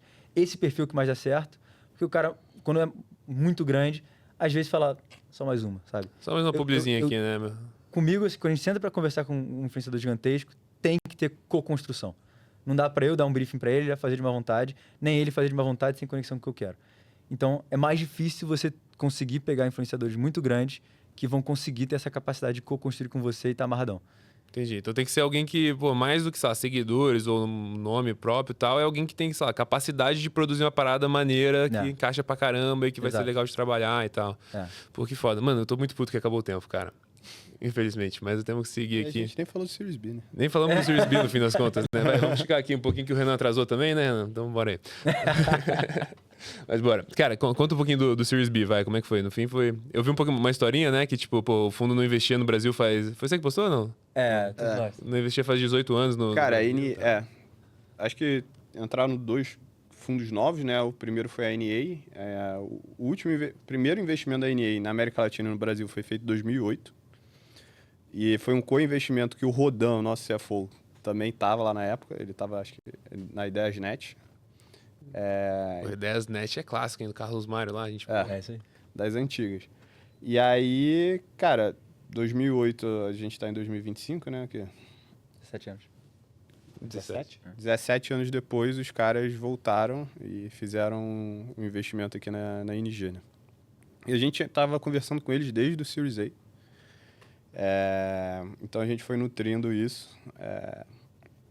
E o outro investimento foi um pessoal da Quantum Light, que é o fundo do founder da Revolut. Foi o primeiro investimento deles no Brasil. Que maneiro. E aí a tese todo de investimento é usando AI e tal. Pô, e ele, o founder da Revolut, é fã pra caramba do Brasil, né? Ele passa ano novo aqui todo ano e tal, o Nick lá. Ele passa lá em Jeri todo ano, fazer um kite lá, encontro com ele. Já corri com ele 2 vezes. Maneiro. E aí, cara, foi legal, porque agora, enfim, a gente tá um pouco mais próximo do pessoal do Revolut, tem o Pierpaolo da Ualá, que é o maior banco da Argentina também, tem o pessoal da Brex também, então, tipo, é bom estar próximo de pessoas que já construíram bancos e fintechs, assim, em alta escala, e a gente conseguir absorver um pouco desse conhecimento e da experiência também. A gente vai olhar agora muito para, como eu falei, público entre 18 e 30. Vamos começar a entrar em crédito e produtos um pouquinho mais... Expandir a NG Cash não só para menor de idade, mas a gente estender a jornada de crescimento, jornada financeira inteira de uma pessoa com a gente ser na NG Cash. Não precisar sair depois que faz 18. A gente inaugurou agora o segundo capítulo da nossa tese, né? Que a gente nunca foi ser o banco de criança, né? Foi ser o banco de uma geração. E a gente estava muito focado em adquirir clientes menores de idade e crescer essa base. Até porque ninguém no mercado estava olhando, o CAC super baixo, então montamos essa base super valiosa e agora a gente quer envelhecer junto com eles, né? E aí entra, enfim, uma esteira de produtos mais financeiros, assim, né? Como é que você retém esse cara, como é que você fica competitivo nesse mercado de banking, assim. E, cara, o negócio tava dando lucro já? Não. A gente tem lucro por usuário. Cada usuário dá lucro pra gente, mas a gente não tem lucro operacional da empresa. Entendi, então é uma margem bruta positiva. A margem positiva e tal, tudo mais, vocês não necessariamente, sei lá, se continuasse mais um tempo aí, provavelmente o negócio ficaria lucrativo e tal, vocês não necessariamente precisavam levantar tanto dinheiro assim, né? Então, imagino que vocês levantaram pra queimar em algum lugar. E onde que a gente tá mirando essa queimação aí? Então, já que vocês não pagam salário alto pra galera, né? Então... A gente não vai queimar em crédito, né? Mas a gente vai investir boa parte desse dinheiro em montar produtos de crédito aqui. E aí, parte dos recursos a gente tem que fazer o funding da operação, enfim, entrar com algumas cotas ali no FDIC. Então, assim, parte do recurso já vai para lá. Quando fala de crédito, é um time geralmente um pouco mais caro, mais experiente, né? Que você vai pegar. E para conseguir crédito, muitas vezes vocês precisam ter dinheiro no tesouro, né? E aí também, a gente sendo uma IP regulada agora, a gente tem requisitos de capital que vão aumentando junto com o tamanho da operação, colateral na Mastercard, então tem parte desse dinheiro fica meio que congelado ou já meio que pré-reservado assim, para esse tipo de produto. E também a maior parte do investimento também continua sendo em marketing assim, e tecnologia, né? Crescer o time de tech, continuar fazendo essa máquina de aquisição rodar, né? Enquanto o CAC está baixo, não tem por que a gente parar de adquirir cliente, né? E investir nesses produtos que vão reter o nosso cliente no longo prazo.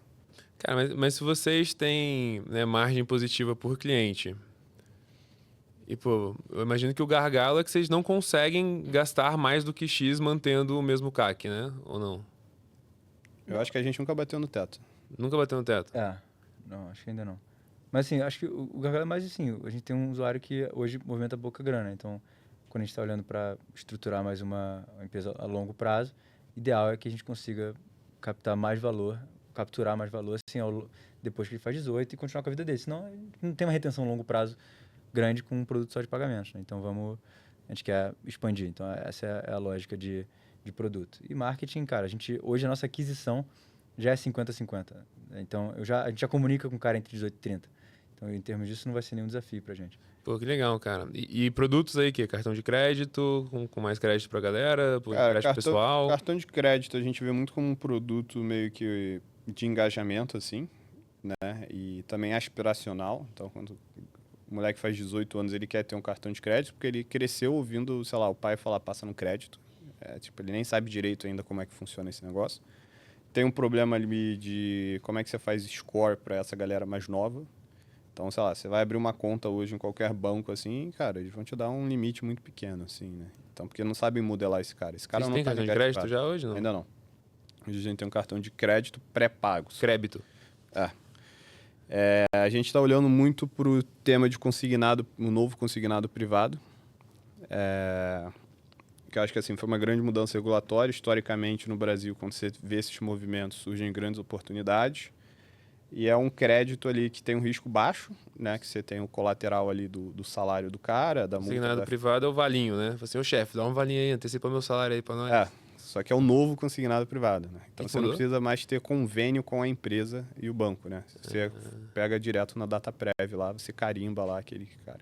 Entendi. E a maior parte dos modelos, por exemplo, tá só dando crédito desse novo consignado para pessoas que têm pelo menos 2 anos de vínculo de carteira assinada. Se você for olhar para a base da NG Cash, a maior parte tem menos de 2 anos de carteira assinada, né?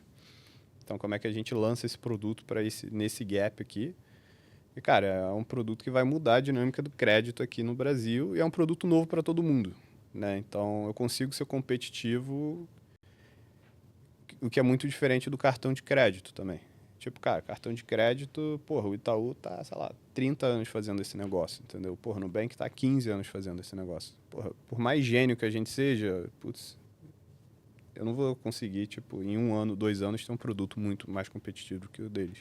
E também não tem um apetite de risco também tão grande como o deles, né? E crédito é um negócio que quebra a empresa, né, bicho? Então Tem que tomar cuidado. Quebra ou porra, né? Ou porra, mas geralmente quebra, né? É. Esse que é a dureza. Porque, tipo assim, se der errado, você perde 100%, se der certo, você ganha 2, tá ligado? O risco do crédito é quando você vai escalar ele, né? Que você, dá ali pequenininho em dose homeopática e você acha que você é o papa, né? Aí quando você vai escalar, aí você entende que E é uma mais tentação, né, cara? Você fala assim, mano, só dá mais crédito que eu consigo aumentar o meu top line aqui, tá ligado? Coisa que eu falo pros investidores, a merda vai dar só na frente. Mas isso é uma coisa que a gente falou com... A gente tá falando sobre esse assunto há 2 anos. Então a gente falou com muita gente. Então a gente mapeou pra caramba os erros e sabe que não sabe. Eu acho que o mais importante é saber que não sabemos e trazer pessoas que vão conseguir fazer isso, reduzir um pouco desse risco que você falou. Pô, que maneiro, cara. Cara, temos que fechar o episódio, Fechado. infelizmente, velho. Fechado. Mas obrigadão aí por virem, cara. Posso pedir uma força pra você, cara? Claro. Olha na câmera ali e fala assim, tipo, ó, assiste o GigaCast, o podcast das startups da nova geração. Já é agora. Assiste aí o GigaCast, o podcast das startups da nova geração que estão porrando aí. Valeu, galera. Tamo junto. Valeu.